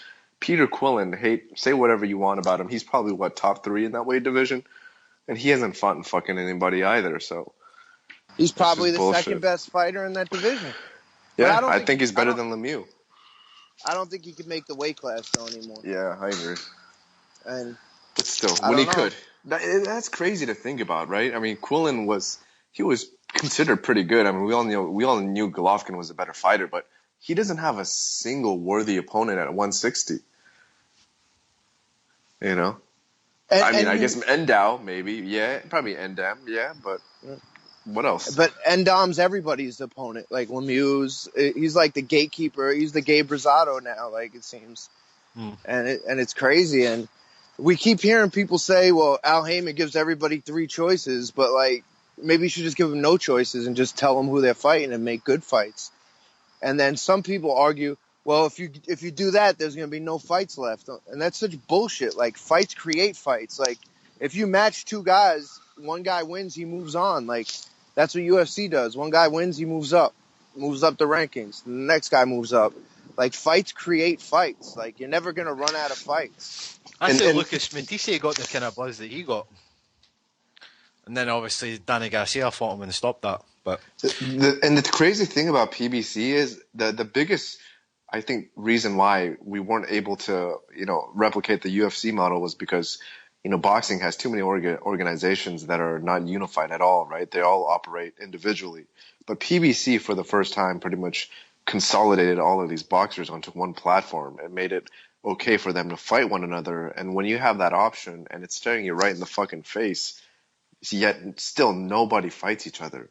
It's like, how long can you extend this shit, man? PBC is now almost a year old. And how much farther down the road can they fucking do this shit, Like, how much longer can they have these A-level guys or B-level guys fight these D and F-level fighters? Like, how much longer can that sustain itself?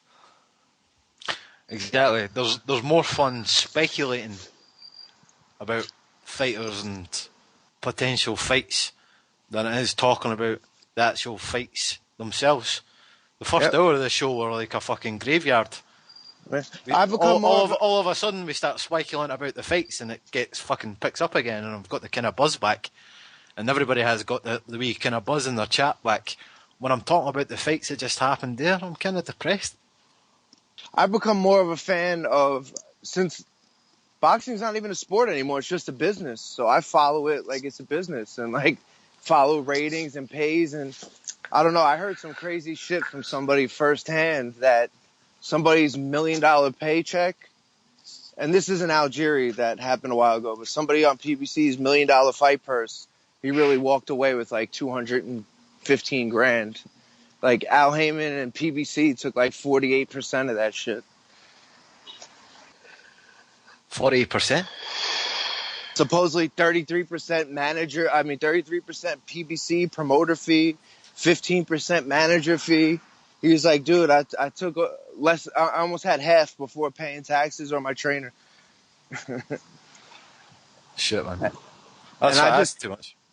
And I just completely think that they're just washing money right now until this shit runs out.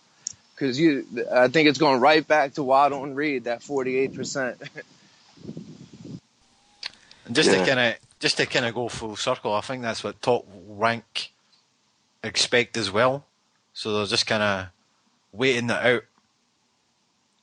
because this can't sustain itself. Yeah, waiting for it to implode, and as soon as the boxers start looking for new places to go, they just sign them all up. Yeah, but guys, think how depressing that is, right? That was the whole point why people were excited about PBC, and yet now you want to start this renovation process all over again.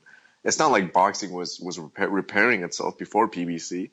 Like what boxing had one good year in 2012 because Golden Boy was starting to put fights on a regular basis.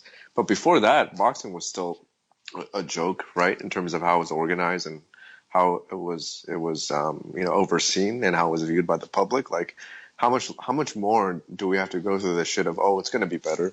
You know, they're doing this because of this so and so reason. You know, like, do you really believe that? And all really Heyman did, everybody's like, give him a chance, give him a chance. It's like, you know, he's not been around he's been around forever. Like, he's been destroying networks and shit for years. So it's like, yeah, I know this is only the first year of PBC, but like, all he really did was take all the Golden Boys fighters and put them and take them off Showtime and put them on different networks. So it's like, it's not like this is anything new or anything exciting, and he's falling short with delivering. All right, guys, let me just go back to Ari, because earlier when we were talking about Matisse and Khan, he stepped away and I didn't notice. Ari, when I said Providenko and Khan, right? Providenko, yeah. Ari, when I said that fight goes two ways, either Khan gets sparked out or he outboxes Provodnikov, you said something. What did you say? Stop it. What did you mean by that? Like, why can't he just fight a legit welterweight? What's Provodnikov done recently? Provodnikov, I agree. Can you name me Provodnikov's last win? Provodnikov's last win? He beat the guy who almost beat Mayweather, bro. He beat Castillo. You know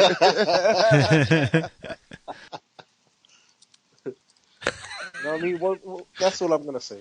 No, I think Ruslan's a better opponent than fucking Diego Chavez is for Kell Brook. I don't know about that one.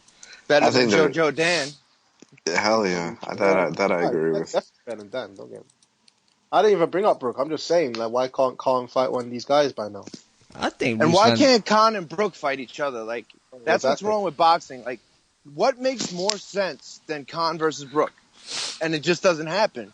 It's just like, what makes more sense than Thurman versus Porter? And it just doesn't happen. Or fuck that. What about Kovalev Stevenson from And a it year just and a half doesn't ago? happen. Yeah. If that was the UFC, all those 3 fights, they get done within a week. Yeah. Jesus. And I think it's just shit like this that's made me not, you know, that's why I don't really watch boxing anymore. I don't follow this shit anymore because I don't want to invest so much goddamn time for things that have like a 5% chance of happening. See, you know? see Why the thing is, bother? Dan, all right.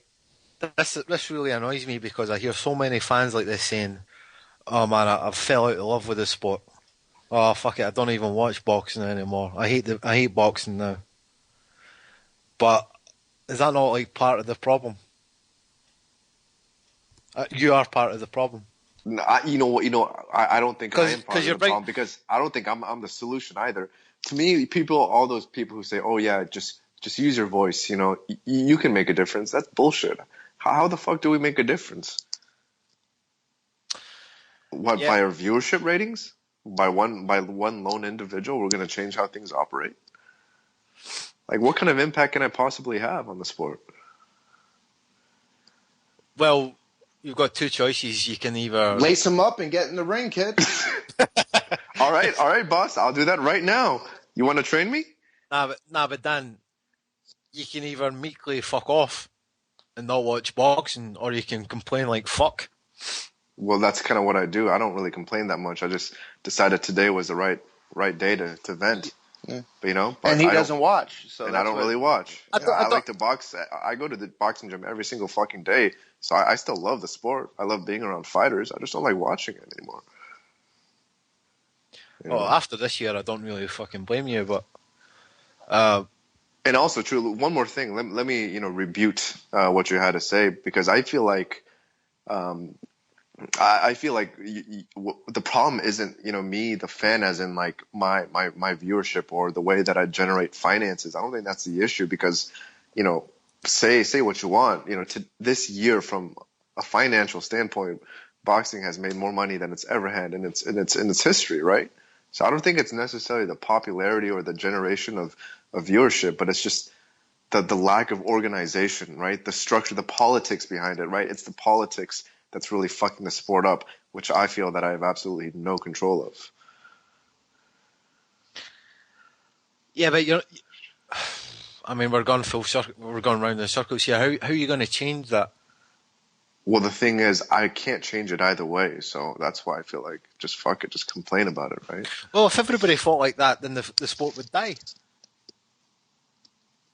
I don't really think so, because you have enough dumbasses who just kind of stop, caring, right? And afterwards they just become obsequious after a while.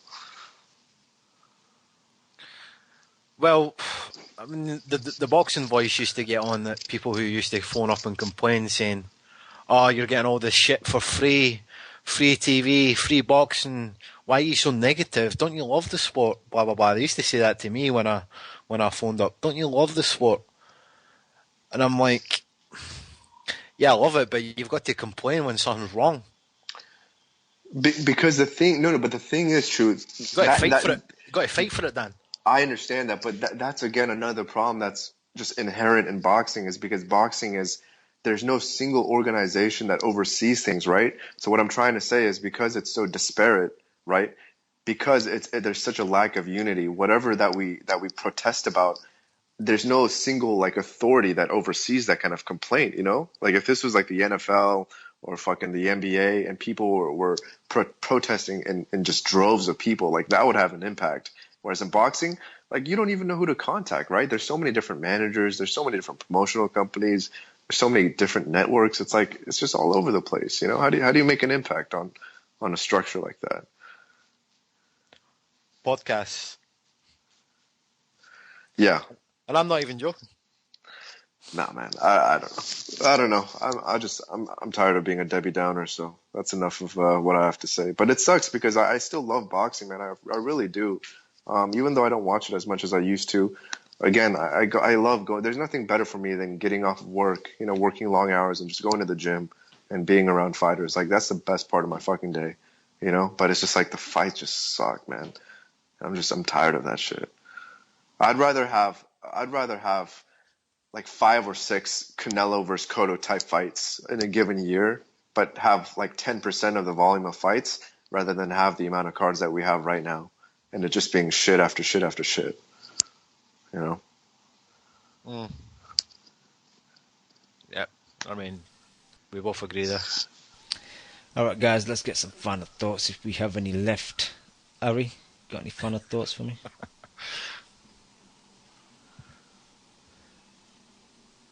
Ari? Nah, Ari can't be bothered. Dan, got any final thoughts?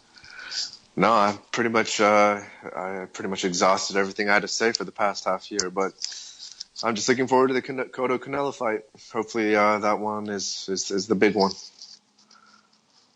Thank you, Lim, man. Good having you on the show as well for a large amount of time. That was great, man. Yeah, normally only in and out, but it's good to have you for a longer amount of time. Yeah, I wish I had more times, positive things.